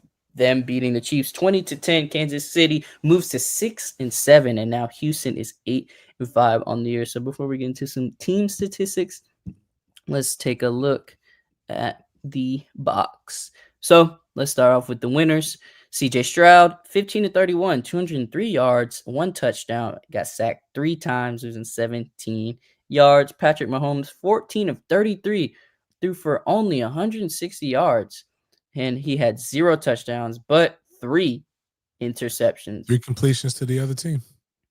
He had gotten sacked twice, lost 12 yards from those sacks. So Houston rushing, Woody Marks, the rookie, 26 carries, 68 yards, but Dare Ongubawale, 1 carry for 5 yards, and he had the sole rushing touchdown. Run that back. Say that again. Ongubawale. Jeez, man, phonetics. You are amazing, Jaden. His sister plays in the WNBA, and she played for Notre Dame when she hit that game winner a couple years ago. If you remember that. Her name is Arike Ongubawale. So yeah, they related. And Kansas City he didn't rushed. have to hyphenate his name. No, Respect. anyways, that's the Kansas City rushing. Patrick Mahomes actually led his squad, 7 carries, 59 yards. Kareem Hunt, the multi-position running back and punter, 12 carries, 30 yards. You said puncher? Punter. Oh, because he kicked the chick. He didn't punch her. He kicked her. No, I said punter.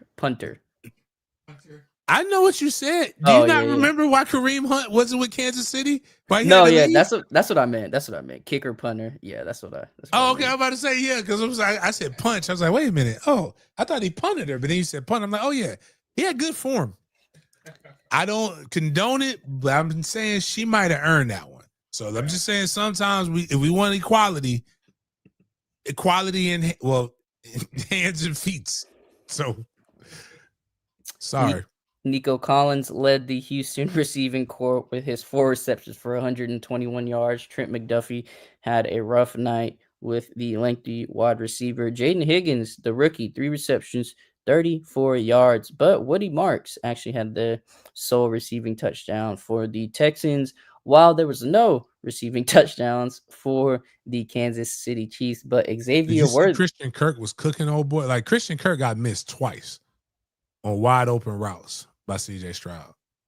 3 targets, 1 reception. So it makes sense what you said. The numbers add up for sure. And Xavier Worthy, 3 receptions, 55 yards, leading the Kansas City receiving core on that. So in regards to the sacks with the Texans, Tommy Togai, I don't know if I pronounced that right, had a sack.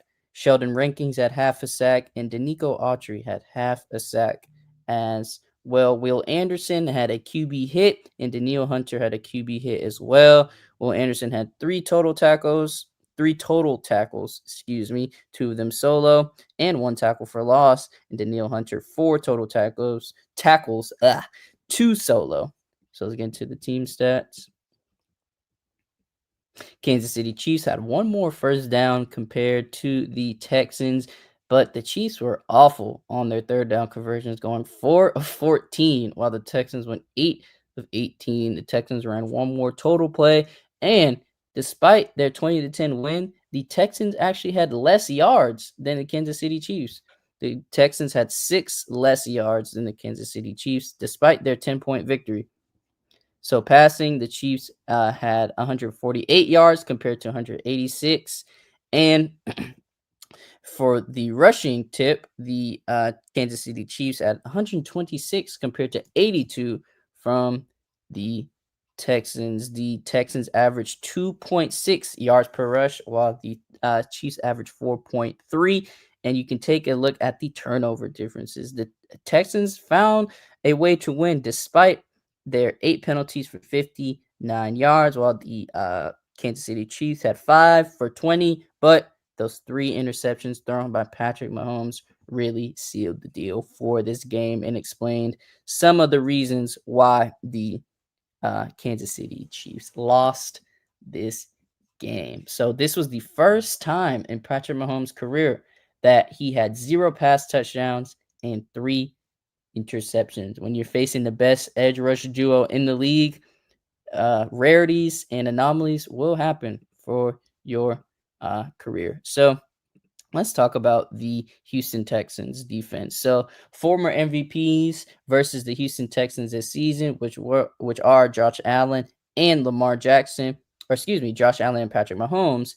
They have completed 0 touchdown passes, 5 interceptions, and those 2 QBs were sacked 10 times.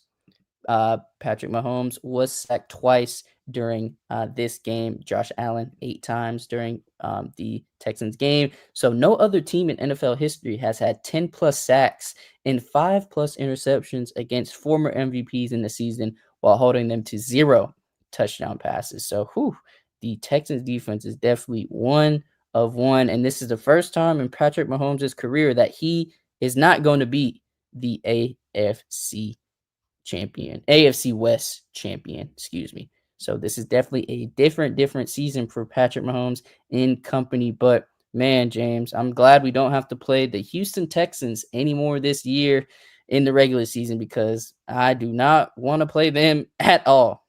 They just play really good defense. Ugly football, but if you don't turn the ball over, you beat. But hey, listen, one of my favorite things about 2 of the guys who are in the running for Walter Payton Man of the Year. One threatened to kill somebody as a punter, and the other one has literally kind of done that to people on the football field. Ishmael Al-Jabaz, the Taliban name, the dude with the Taliban name, the Muslim guy, like that dude out here just like wreaking havoc. Like, shout out. Well, I don't like everybody at that station, but there are some people at that station that I actually happen to really kind of like, right? Or have no quarrels with. One of their names is Taylor Dalk.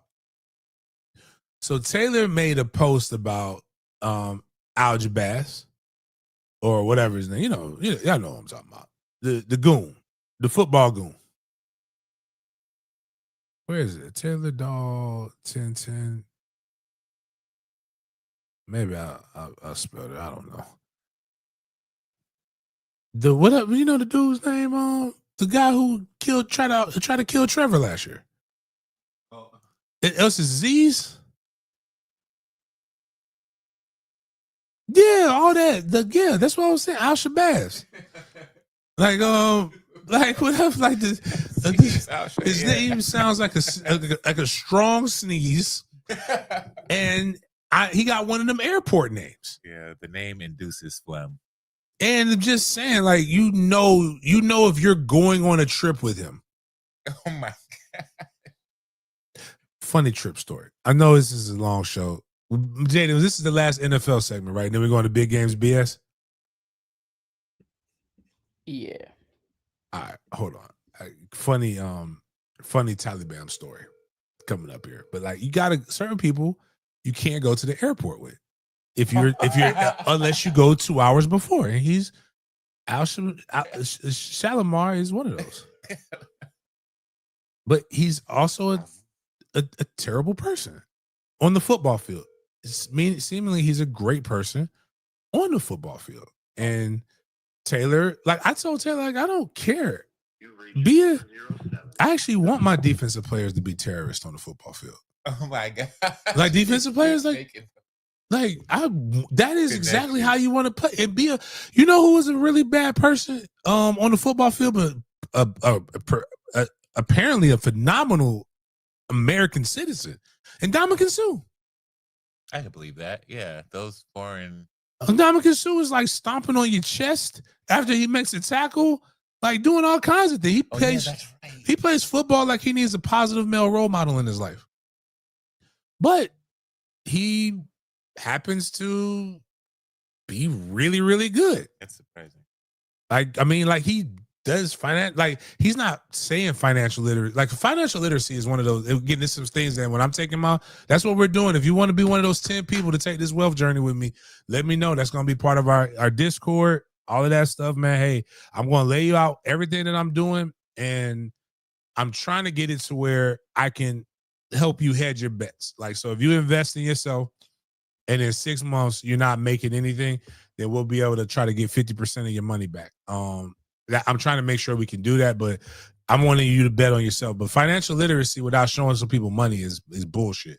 You can't save your way into prosperity, but he's showing people investment strategies and all these other different things. He's great in the community. I think it's kind of what is it? The quote is, people don't understand the violence that it takes to be this peaceful. I think that it's the most violent people that you know are typically some of the nicest names.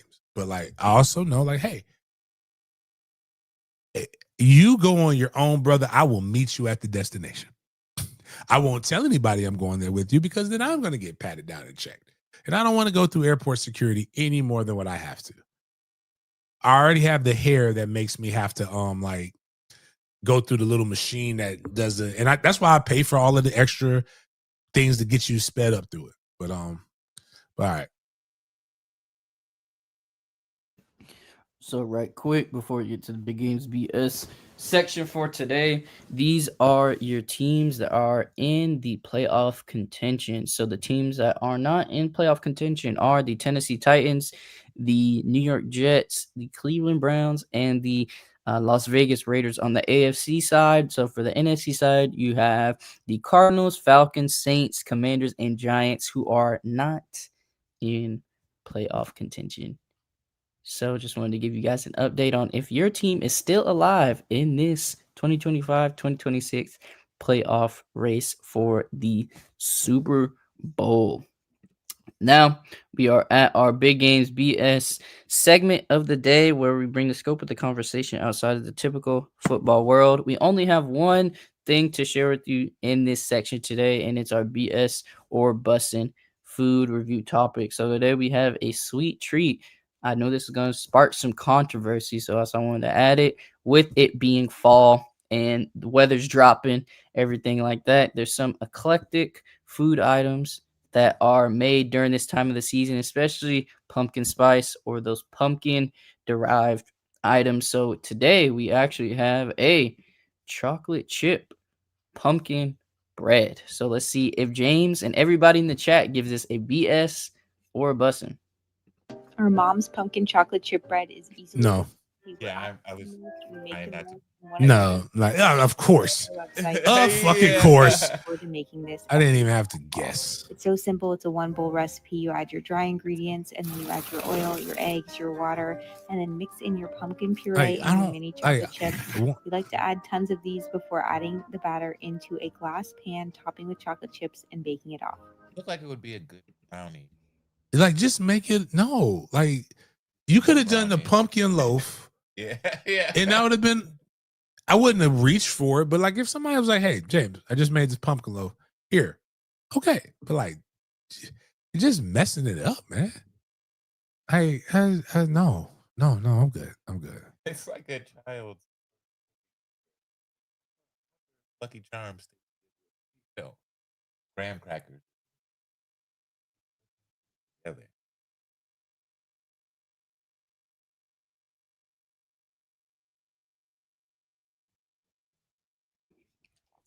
But that was the last video I had. So we have the spin the wheel giveaway you wanted to do.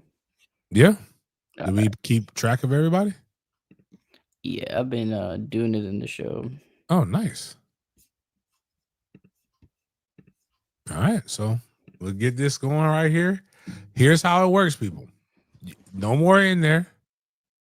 We're good with what we got. If you're not in there Miles already, is in there. Hashtag Miles Humes. Jaden, are you in there? Yeah, let me just add Miles right quick. All right. Is Bert in there? Because I will make an exception for Bert. I don't think so. I fucks with Bert. So, I'm trying to think anybody else. Oh, Mandy. I fucks with Mandy. Mandy was late, but I do fucks with Mandy though. Mandy's good. Yeah, we'll get you, Mandy. Mandy did put her Cash App in there, but we'll go if you win, we'll get it later. Is Jib in there? Because I saw Jib did put his Cash App in there. Let me see. Oh, I found it. Jabron. All right. Let me see. The reason why I wanted y'all to do it earlier. See, when you type that shit in, it helps the algorithm. It boosts it brings more people in. We're not really concerned about. We just need to have an idea of what it is. We'll get everything else squared away. You got to win first. Am I in there? Try to see if you can hit the settings and make the spin longer. Because last time, I remember, it was super short. Yeah, it's super short. We got to put MFTK36. Money sign MFTK36. Oh, shit. I need that money, too.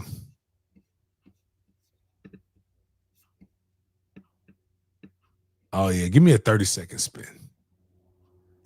Keep the people intrigued. All right, hold on. Make sure I'm in there. I need this guap. Okay, I'm in there. I see me. Okay. All right. Whenever you're ready, Jay.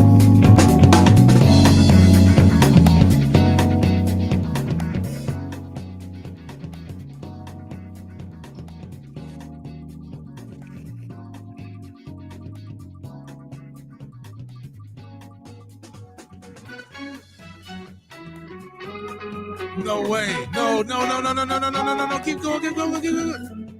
Oh man, keep going. Keep. Oh shit. You're lying. You lying. My hands are here. I have absolutely nothing to do with that. That is on Jaden's computer. It's just like the NFL. I have no. JD, are you out in the island, right? In Fleming or out that way? I know he ain't on the south side of Jacks. I know that. Yo.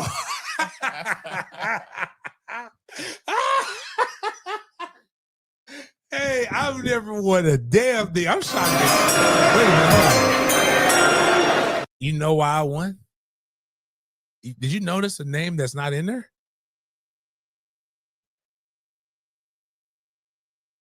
Oh. Ramon's name's not in there. Oh, that's funny. Yo, that was wild. Me asking to come. I was like, okay, I'm good with Miles winning.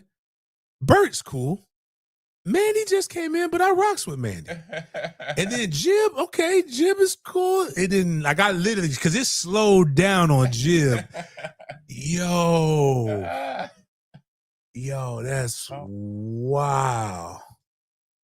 Yeah, I'm about to send that to me right now. I'm not going. That's just going. So now we just got 5. So now instead of we need $1,500 for, what's the elementary school, the elementary school that I can't think. So, but nah, man.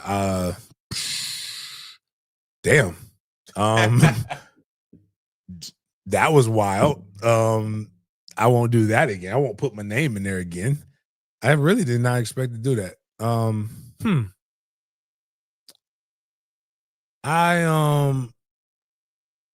not gonna do another one today. You know what? We will give something in. We'll do something on Wednesday's show. want to give people away. The $500 I won, but tune in on Wednesday's show. We will do another one. I will not put my name in there. I won. You cannot. We'll treat it like radio contest. I cannot win anything for 30 days. But outside of that, we'll get it in, and that gives everybody the 7. Gabons, can you put the camera, the little thing over the eye, wave on the eye so I can see for the people who have 762 people currently watching us right now, of which 56 had an opportunity to win. To the 670 people, I guess y'all rich. Y'all come on over here to the YouTube channel on Wednesday. We will get to that. Charles, you missed me talking about a college pick'em. I'm actually going to go through today. I'm going to write down who all won. We are going to catch up on the college football pick'ems and the pigskin pick'ems, even though it looks like I'm winning those a lot more lately now that I've locked in. We will do a bowl game pick'em. So I will put that stuff into the chat. And so if you're not in the chat, actually I'll open the bowl game pick'em to everybody who gets the Discord. Miles, will we have the Discord up? No shit. We didn't put the Discord up. It's just one.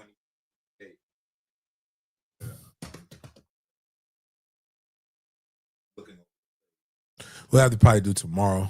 I just need to be able to. I could do it from oh sure. I guess I would need you to do. We'll figure that out. We'll put that information out on the social medias. We will do a college football pick'em though. A college football bowl pick'em, but we'll get those things going. So the biggest way to do it is when you know we're doing the giveaway. Just put the sound down and type your Cash App in early, and then just know at about 2 hours, just let that ride, and then in 2 hours go back. That's all you gotta do. And I get the credit for the whole view and everybody and all that time watched. So like, when you think about it, to get a page monetized, right? You need 1,000 subs first, and then I think you need 1,000 watch hours.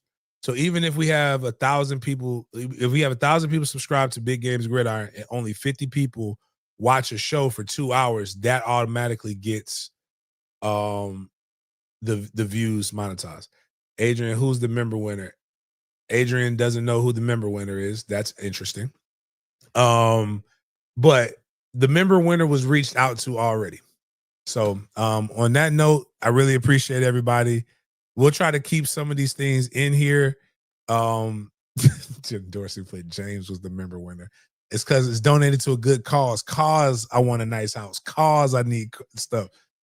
But we'll see you guys on Wednesday. I will figure out what's something else we can give that we can do as well as that. So that was wild though. I can't believe I won that. I actually put myself in there as a joke. But yeah. So so appreciate you guys for chopping it up with me. We'll see you guys in the Discord or on Wednesday, whichever comes first.